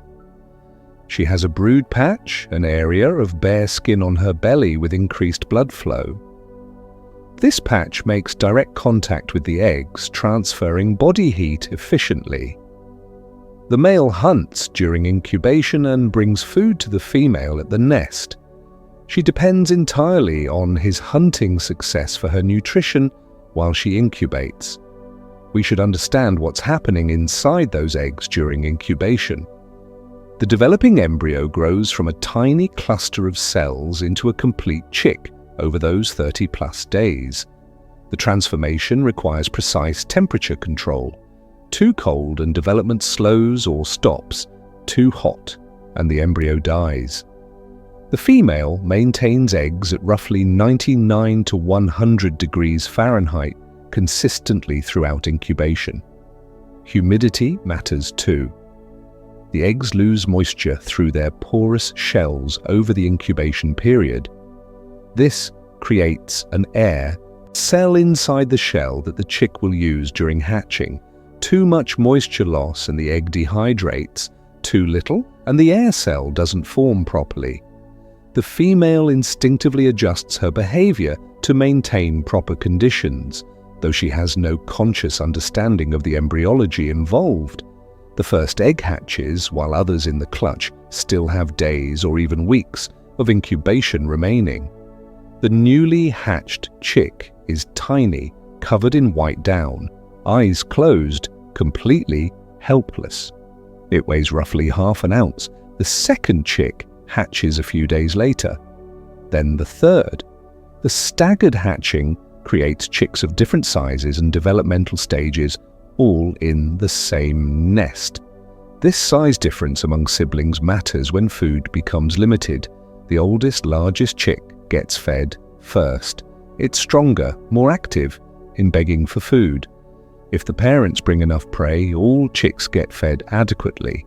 But when food is scarce, the youngest, smallest chicks may not receive enough. They fall behind in growth and may not survive a natural mechanism that ensures at least some offspring thrive. While this may seem difficult to observe, it's an effective natural strategy for maximizing reproductive success. Nature ensures that resources support the strongest offspring, improving overall survival rates. The female broods the young chicks constantly for the first 2 weeks. They can't regulate their own body temperature yet. Without her warmth, they die from exposure. The male continues hunting, bringing prey back to the nest. The female tears the prey into small pieces appropriate for the chick's size and feeds them. As the chicks grow and develop better temperature control, the female begins leaving them for short periods to help with hunting. Young barn owls grow rapidly. We're talking about chicks that roughly double their weight every few days during peak growth. They need enormous amounts of food to support this growth rate. A nest with 6 or 7 growing chicks requires the parents to catch dozens of rodents every night. It's relentless work. Hunt, catch, return to nest, deliver prey, hunt again. The cycle continues all night, every night for weeks. The chicks develop through predictable stages. Eyes open at around 1 week. The white natal down gets replaced by a second coat of down that's thicker and grayer. Flight feathers begin emerging at around 3 weeks, the chicks become more active, moving around the nest cavity, exercising their wings. By 5 or 6 weeks, they're fully feathered and approaching adult size, though they still depend entirely on their parents for food. The time spent in the nest varies somewhat, but most barn owl chicks remain in the nest cavity for roughly 8 to 10 weeks after hatching. The oldest chicks in a staggered clutch might leave, while the youngest are still several weeks from fledging. This extended period in the nest is longer than many bird species require. The reason relates to the skills barn owls must master before independence.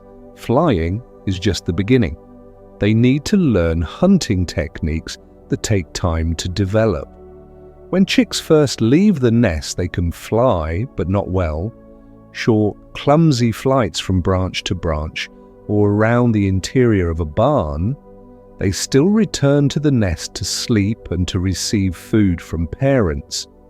Over the following weeks, their flying improves gradually.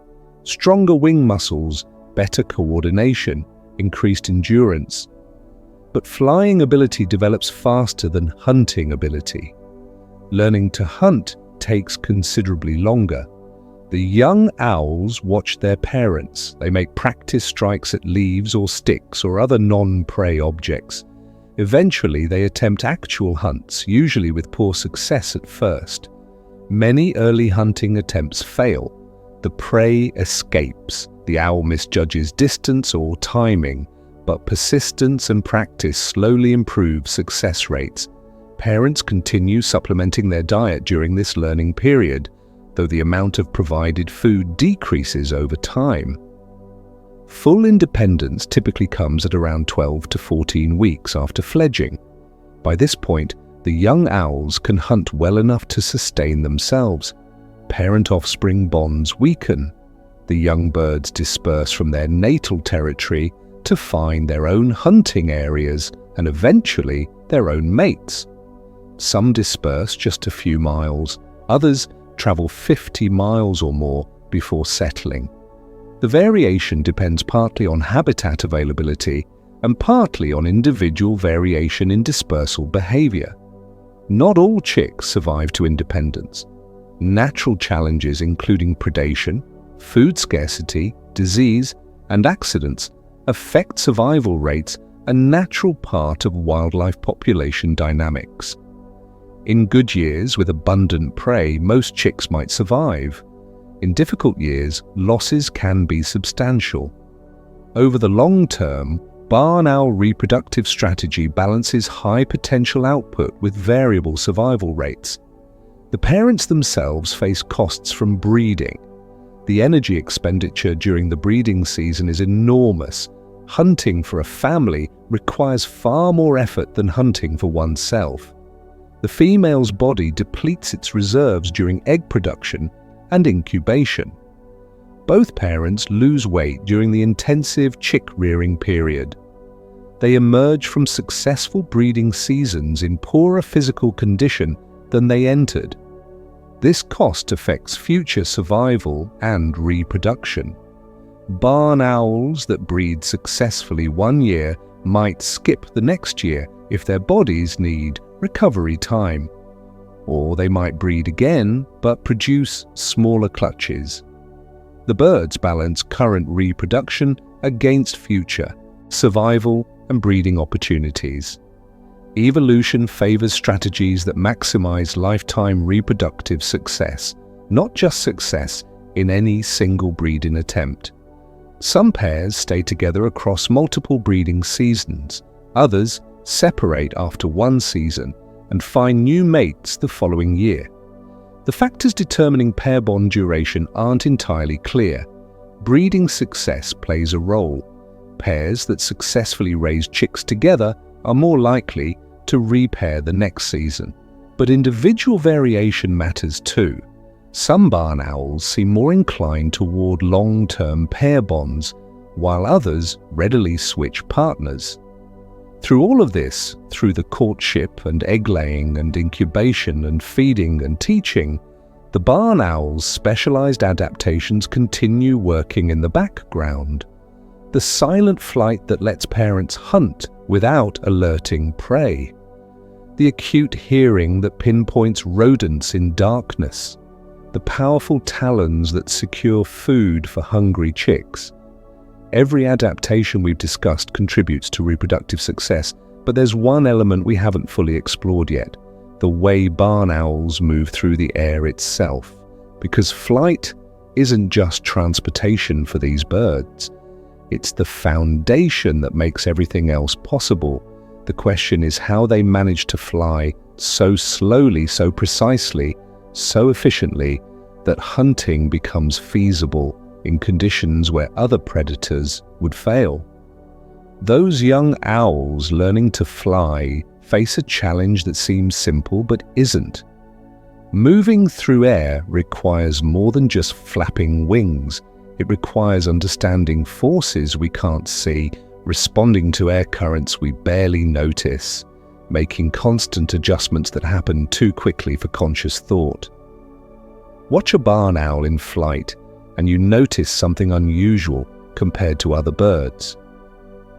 The movement appears effortless, slow, almost floating rather than flying. Other birds of similar size beat their wings rapidly, working hard to stay airborne. The barn owl glides more than it flaps, wings barely moving, yet somehow maintaining altitude and control. This comes down to wing design. Barn owl wings are large relative to body mass. The technical term is wing loading, which means the ratio between weight and wing surface area. Lower wing loading means more wing area supporting each unit of weight. Barn owls have exceptionally low wing loading compared to most birds. More wing surface means more lift generated with less effort. The wings themselves span roughly 3 to 3.5 feet when fully extended. The body they're supporting weighs around 1 pound, sometimes a bit more. That's a lot of wing for relatively little weight. The advantage shows up in flight speed.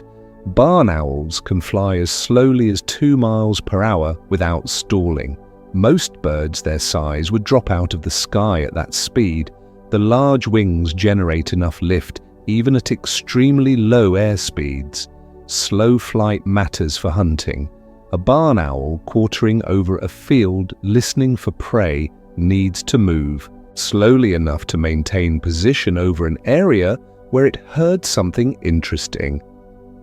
Flying too fast means overshooting the target location.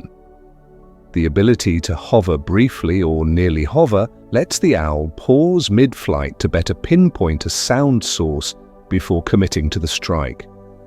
The wing shape contributes to this capability.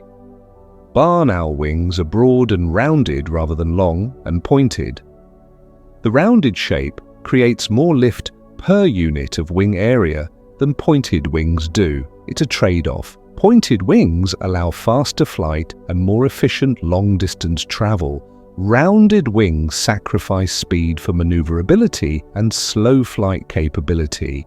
Barn owls chose the latter option through evolutionary time.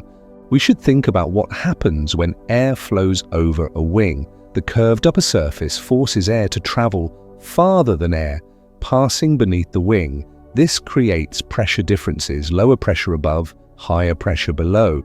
The pressure difference generates lift. It's the same principle that keeps airplanes aloft, though birds add complexity through their ability to actively change wing shape during flight. Barn owls adjust their wings constantly while flying. The feathers aren't rigid, they can be spread or compressed, angled differently, lifted or lowered. These micro-adjustments happen continuously in response to air conditions and flight requirements. The owl isn't thinking about these adjustments consciously. The sensory feedback from air pressure on feathers triggers automatic responses that maintain stable flight. Flapping generates forward thrust and additional lift. The downstroke does most of the work. Wing muscles contract powerfully, pulling the wings downward and forward through the air. This pushes air backward and downward, which propels the bird forward and upward by Newton's third law. The upstroke is more passive, with wings partially folded to reduce resistance as they return to the starting position for another downstroke. Barn owls don't flap continuously. They alternate between periods of flapping and periods of gliding. During a glide, the wings extend and hold position while the bird coasts through air using momentum from previous flaps. This saves energy. Flapping requires significant muscle work. Gliding lets those muscles rest briefly before the next flapping sequence begins. The ratio of flapping to gliding varies depending on what the owl is doing. Traveling between locations involves more gliding. Hunting flight includes more flapping to maintain precise speed and position control. The tail plays an important role too. It acts as a rudder for steering and as a brake for slowing down. Spreading the tail feathers increases drag, which reduces forward speed. Angling the tail left or right helps turn the body. During landing, the tail fans out completely while the wings sweep forward. This creates maximum drag to kill speed just before touchdown. The owl's feet extend forward at the last moment to absorb landing impact. Flight muscles make up a significant portion of the barn owl's body mass. The pectoralis major, the primary flight muscle attached to the sternum, is particularly well developed. This muscle powers the downstroke. Smaller muscles handle the upstroke and fine adjustments to wing position. All these muscles need constant oxygen and energy during flight. The barn owl's respiratory system includes air sacs that ensure efficient oxygen delivery even during the demanding work of sustained flight. Temperature regulation during flight presents challenges. Muscle activity generates heat. Too much heat buildup can lead to overheating, especially during warm weather. Barn owls manage this partly through their respiratory system, which dissipates heat during breathing. They also adjust flight effort based on temperature. On hot nights, they might fly less intensively, taking more frequent rests. Wind conditions affect barn owl flight significantly. Strong winds make hovering difficult and increase the energy cost of maintaining position. Barn owls tend to hunt less actively during windy conditions, waiting for calmer periods when flight requires less effort. Light breezes can actually help by providing lift that reduces the work needed to stay airborne. The silent flight we discussed earlier integrates completely with these flight mechanics. The specialized feathers that eliminate noise don't compromise lift or control. In fact, the soft, velvety texture that dampens sound also helps stabilize airflow over the wing surface. The leading-edge serrations that break up turbulence simultaneously improve low-speed flight performance. The adaptations work together rather than competing. Learning to fly involves mastering all of these elements. Young barn owls spend weeks developing the muscle strength and coordination necessary for competent flight. Early attempts are awkward. Wings don't move in proper rhythm. Landings are clumsy, but persistence brings improvement. The neuromuscular systems gradually calibrate to the demands of flight. What requires intense concentration initially becomes automatic with practice. Different flight styles suit different purposes. Traveling flight uses steady flapping interspersed with glides. The owl moves efficiently from one location to another with minimal energy waste. Hunting flight is slower, more controlled, with frequent changes in speed and direction as the owl searches for prey.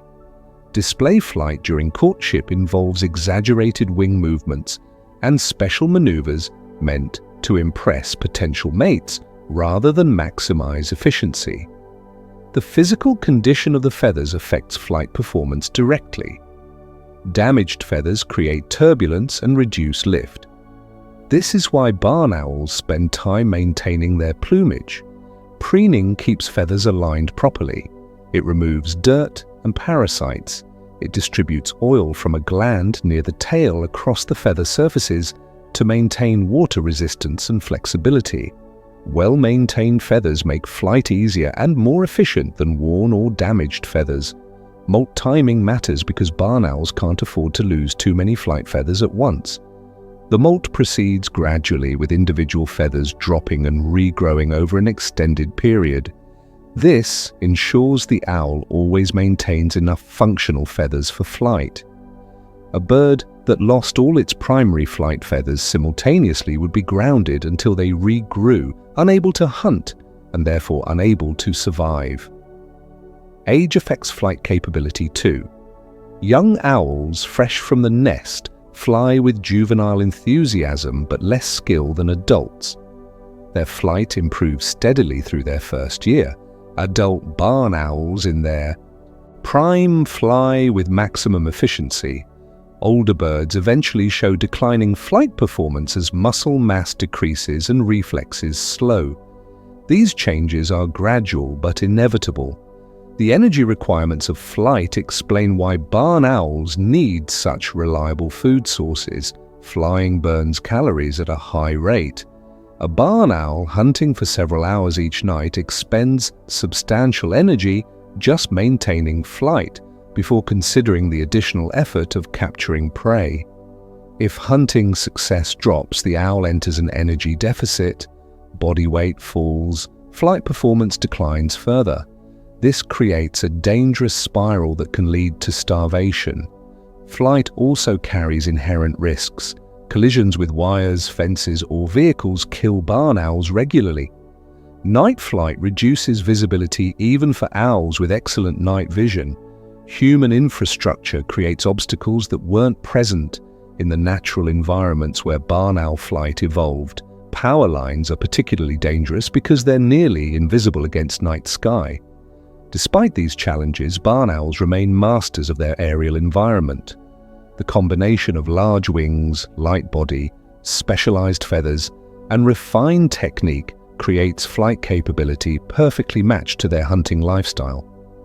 Every element we've examined, from silent feathers to acute hearing to powerful talons, depends on the foundation of efficient, controlled flight. And what that flight enables, what all these adaptations work together to accomplish, is the capture of prey that makes survival possible. The barn owl's diet, the specific animals it hunts and how it finds them, reveals the culmination of everything we've explored so far. All those adaptations serve one ultimate purpose: finding food in darkness, capturing it efficiently, converting prey into energy that sustains life and enables reproduction. Barn owls are carnivores. They eat meat exclusively. No seeds, no berries, no plant material. Their digestive systems are designed entirely around processing animal protein and fat. The specific animals they target depend largely on what's available in their hunting territory, but certain patterns appear consistently across barn owl populations worldwide. Small mammals make up the majority of the diet in most regions: voles, mice, shrews, rats. These rodents are active at night, moving through grass and undergrowth in search of seeds and vegetation. Their movement creates the sounds barn owls detect. Their size matches what a barn owl can capture and carry. A single rodent provides a reasonable meal. Several rodents supply a night's nutritional needs. Voles are particularly important prey in many areas. These small mammals live in grasslands and agricultural fields, exactly the habitats barn owls prefer for hunting. A meadow vole weighs around 1.5 ounces, active mostly at night. Relatively abundant when conditions suit them, barn owls can catch multiple voles in a single hunting session when populations are high. Mice occupy similar habitat but behave somewhat differently. Deer mice, house mice, white-footed mice. The species vary by location, but the general pattern holds. Mice are slightly smaller than voles on average. They move more erratically, which can make them harder to pinpoint by sound alone. But they're common in areas near human habitation, making them readily available prey for barn owls nesting in barns and buildings. Shrews appear in barn owl diets less frequently than voles or mice. These tiny mammals are lighter, providing less nutritional value per capture. They're also more difficult to detect because their small size means quieter movement. Barn owls catch shrews opportunistically when they encounter them, but they don't seem to actively seek them out the way they hunt larger rodents. Rats present a different challenge. They're larger, sometimes approaching the owl's own body weight. A full-grown rat can weigh half a pound or more. Capturing prey this size requires more effort and carries more risk. Rats are more challenging prey that defend themselves actively. But the caloric return from a successful rat capture is substantial. One rat might equal 3 or 4 mice in terms of energy provided. Barn owls adjust their hunting focus based on prey availability. During years when vole populations peak, barn owls concentrate on voles almost exclusively. Why waste energy hunting mice when abundant voles are easier to find? But when vole numbers crash, as they do periodically in natural population cycles, barn owls shift to whatever alternative prey exists. Mice become primary targets. Rats get hunted more frequently. The owls demonstrate flexibility in prey selection rather than rigid specialization. Birds appear in barn owl diets occasionally. Small songbirds roosting in vegetation can be captured during night hours. Starlings in particular show up in barn owl pellets with some regularity. The owls grab them from roosts while the birds sleep. It's opportunistic hunting rather than a primary strategy, but it provides dietary variety and supplements rodent intake. In some coastal areas, barn owls hunt different prey entirely. Small seabirds, crabs, even large insects become part of the diet. The underlying principle remains constant. The owl hunts whatever is available and catchable given its particular set of adaptations. Coastal barn owls still possess the same silent flight and acute hearing as their inland relatives. They simply apply those tools to different prey in different habitat. The actual hunting process follows patterns we've touched on but haven't fully described. A barn owl begins its night by leaving the roost around dusk. It flies to its hunting territory, often following the same general route night after night. Once in productive hunting area, the flight pattern changes. The owl quarters back and forth across the ground, flying slowly and methodically, covering the area in systematic sweeps. Ears do most of the detection work. The owl listens constantly for prey sounds while flying. A rustle in grass, the squeak of a mouse, the movement of a vole through a tunnel under vegetation. When the owl hears something interesting, it adjusts course toward the sound source. Often, it will hover, briefly, head tilting to refine the location fix. Then comes the strike. The approach is silent. The prey typically has no warning. The owl drops from its hovering position or swoops in from a glide. Legs extend forward, talons spread. Impact happens within a fraction of a second. If the strike succeeds, the prey is caught and usually subdued quickly by the powerful grip we discussed earlier. If the strike misses, the prey often escapes before the owl can make a second attempt. Successful captures are carried to a perch for consumption. Sometimes the owl eats immediately. Other times it carries prey back to the nest, especially during breeding season when it's provisioning chicks. The eating process is straightforward for small prey. The owl simply swallows the rodent whole, head first. Larger prey gets torn apart with the beak first, then consumed in pieces. We should talk about what happens to the parts the owl can't digest. Fur, bones, teeth, claws, all of this gets swallowed along with the digestible tissue. The owl's stomach separates the material. Digestible parts move into the intestines for nutrient absorption. Indigestible parts compress together in the stomach, forming a compact pellet. These pellets get regurgitated several hours after eating. The owl coughs up the pellet, which emerges as an oval mass of compressed fur and bones. A single pellet might contain the remains of 2 or 3 small rodents. The owl typically produces 1 or 2 pellets per day depending on how much it ate. The pellets accumulate beneath favorite roosting spots, creating distinctive piles that reveal where barn owls regularly rest. Researchers study these pellets extensively. Dissecting them reveals exactly what the owl has been eating. You can identify prey species from the bone fragments. Skulls are particularly diagnostic. A vole skull looks different from a mouse skull. Careful pellet analysis builds detailed pictures of barn owl diet in specific locations over time. The nutritional requirements driving all this hunting are substantial. A barn owl needs to consume roughly 2 to 3 ounces of prey per day to maintain body weight and normal activity levels. That translates to 2 or 3 rodents daily for an individual owl. During breeding season, a pair feeding chicks needs to catch far more. 10 or 15 rodents per night, 20 during peak chick growth. The hunting pressure is constant and demanding. Prey availability fluctuates seasonally in many regions. Spring and summer typically offer abundant prey as rodent populations build through their breeding seasons. Fall harvest activities expose prey that was previously hidden in crops. Winter can be more challenging, especially when snow covers the ground. Barn owls have more difficulty detecting prey moving under snow, though they can still hunt successfully in light snow conditions.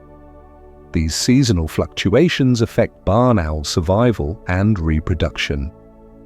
Good prey years support successful breeding with large clutches and high chick survival. Poor prey years result in reduced breeding effort or breeding failure. Some barn owl populations show strong correlations between vole abundance and breeding success. When voles are scarce, owls produce fewer young or skip breeding entirely. Long-term dietary studies reveal that barn owl populations can be quite stable in their prey preferences over time within a given area.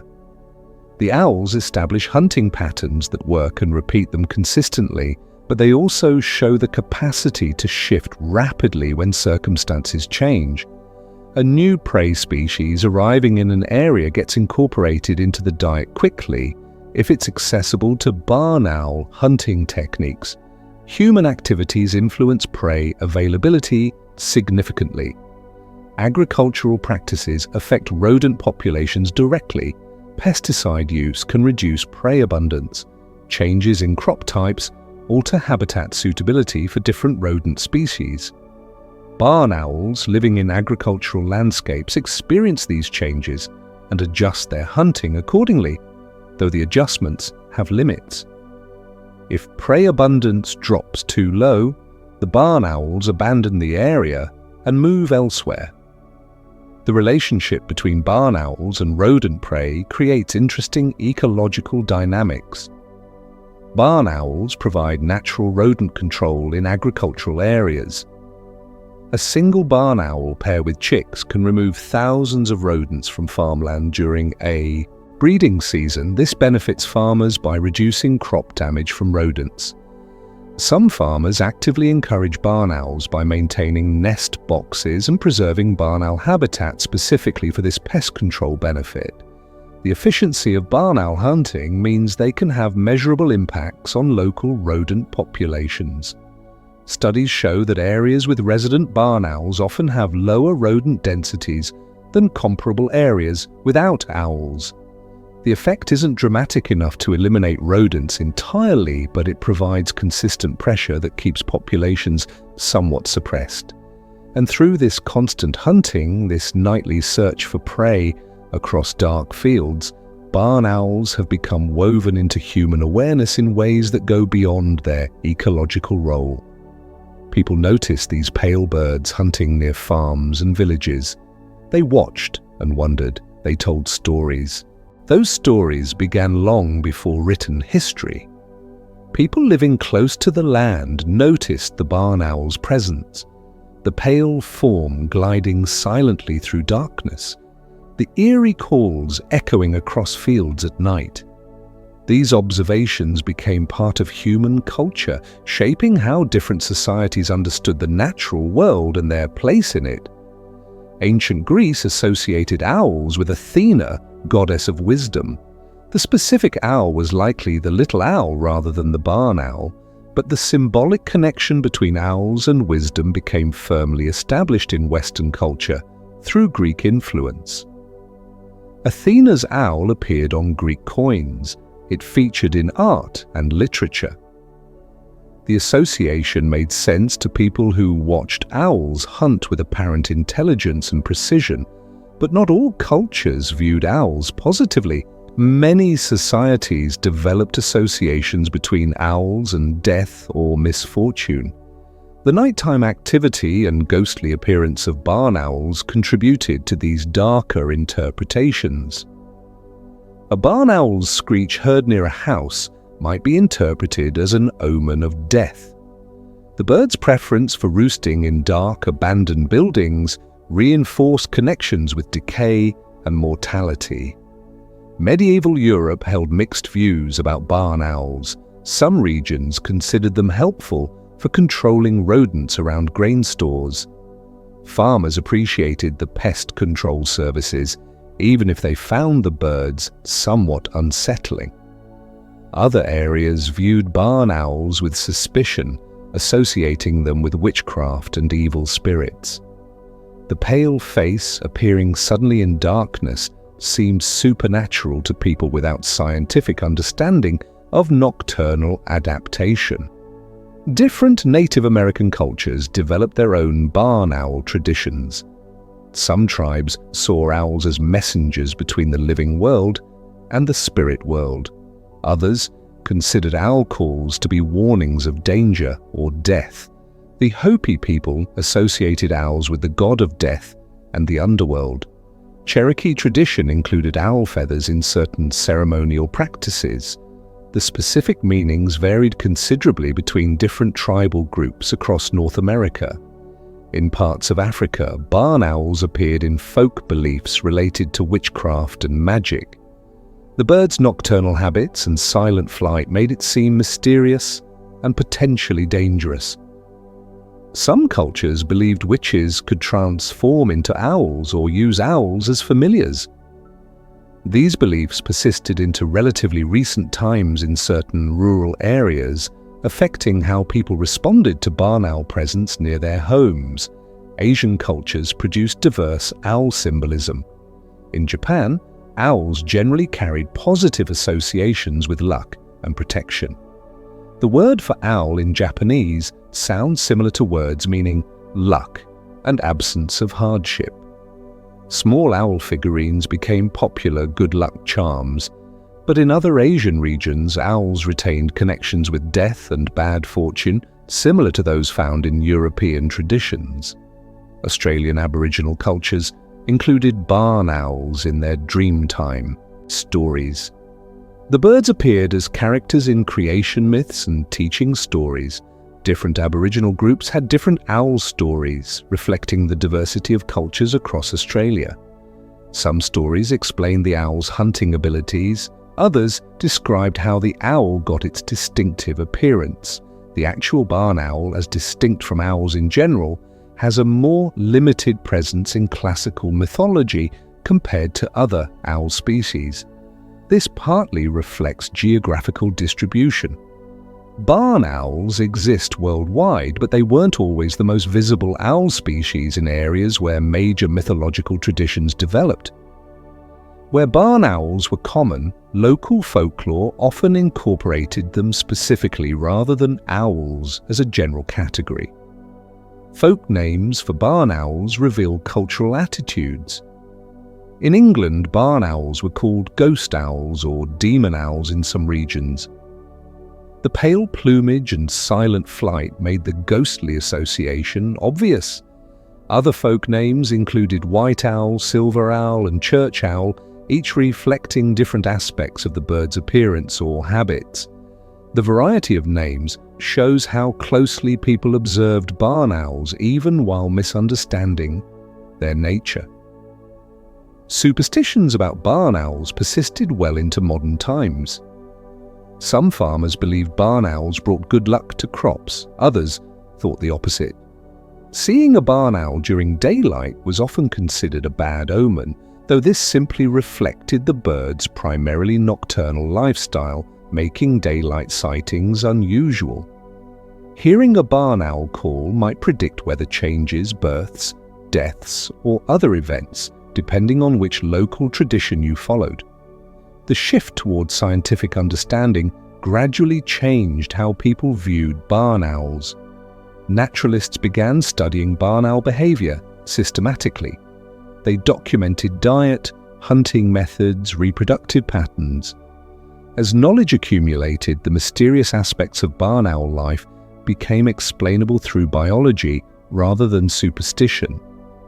This didn't eliminate cultural associations entirely, but it added new layers of understanding.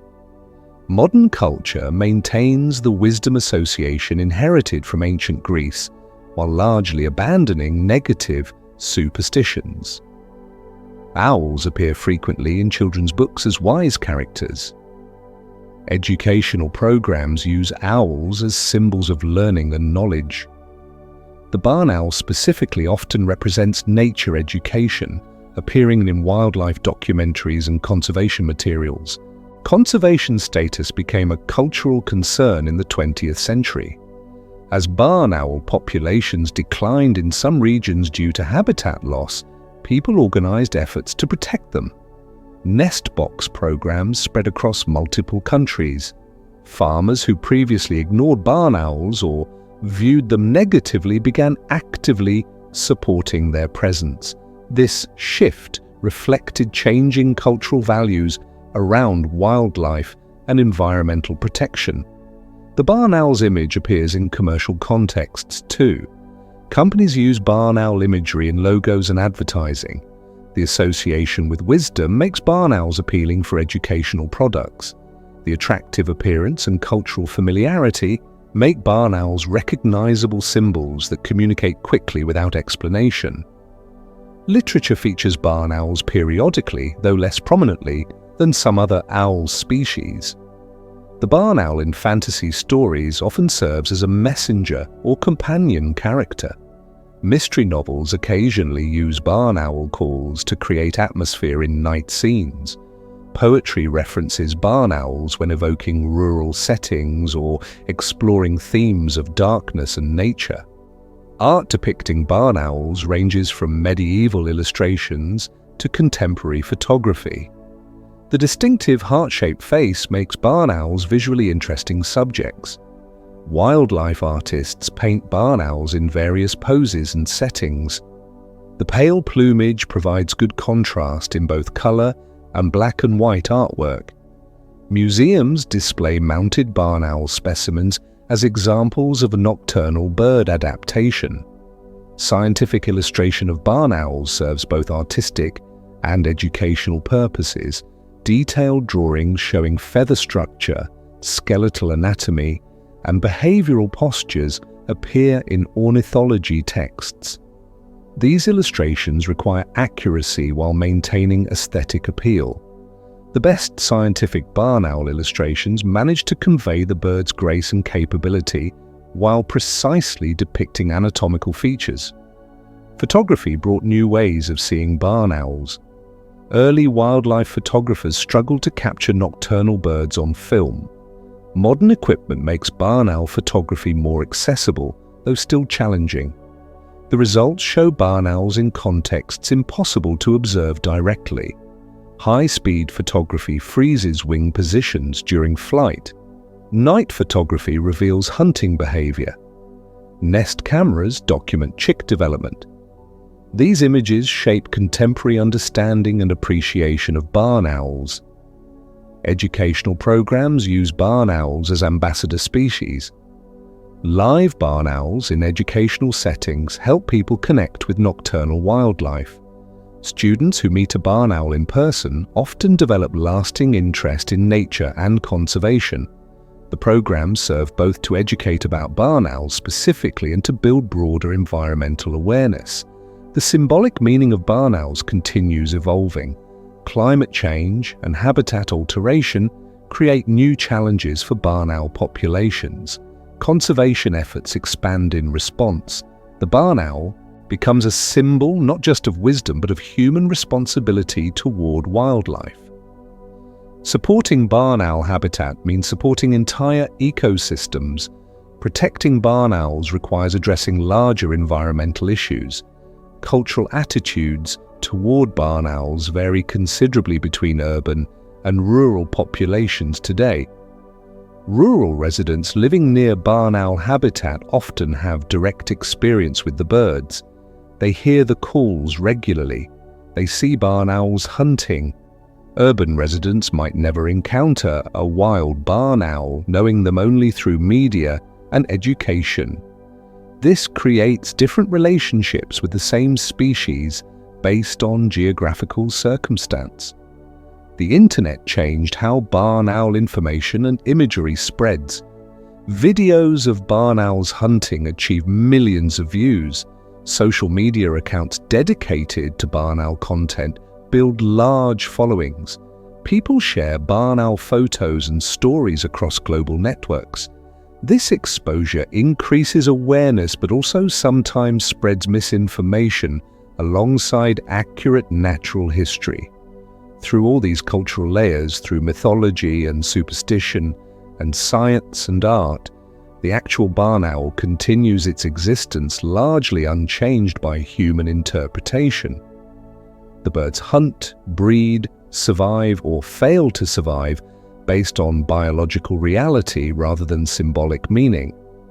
Yet the cultural dimension matters because it influences how humans treat barn owls and their habitat. Positive cultural associations support conservation. Negative associations create obstacles. The barn owl's journey through human culture mirrors broader patterns in how we relate to wildlife: early fear and misunderstanding, gradual knowledge accumulation, modern conservation awareness. The progression isn't complete or universal, but the general trend moves toward understanding and protection rather than fear and persecution. And beyond the symbolism, beyond the cultural meanings we assign, the barn owl remains what it has always been: a predator adapted for hunting in darkness. A bird capable of extraordinary sensory and physical feats, a species navigating the challenges of survival in a changing world. The barn owl exists in a world increasingly shaped by human activity. Fields replaced forests long ago in many regions, buildings substituted for tree cavities, roads cut through hunting territories. The landscape changed dramatically over centuries, yet barn owls persisted, adapting where they could, disappearing where they couldn't. Some populations thrive. Areas with traditional farming practices maintain the open grasslands and old buildings barn owls need. These regions support stable owl numbers generation after generation. The relationship works. Farmers get rodent control. Barn owls get habitat and prey. Both benefit from the arrangement without deliberate cooperation. It simply happens that their needs align in certain landscapes. Other populations struggle. Intensive agriculture removes hedgerows and replaces diverse crops with monoculture. Modern buildings lack the gaps and ledges barn owls require for nesting. Rodenticides spread through prey populations, poisoning the owls that eat contaminated rodents. These pressures accumulate slowly but persistently, reducing barn owl numbers over time in affected areas. Conservation efforts try to address these declines. Nest box programs provide artificial cavities where natural sites are scarce. Hundreds of organizations across dozens of countries maintain barn owl nest box networks. The boxes work. Barn owls use them readily when positioned correctly. Breeding pairs establish territories around successful boxes. Chicks fledge each year from artificial sites that wouldn't naturally support nesting. Habitat management helps too. Maintaining field margins with tall grass provides hunting habitat and prey shelter. Preserving old farm buildings offers natural nest sites. Reducing rodenticide use near barn owl territories eliminates a significant mortality source.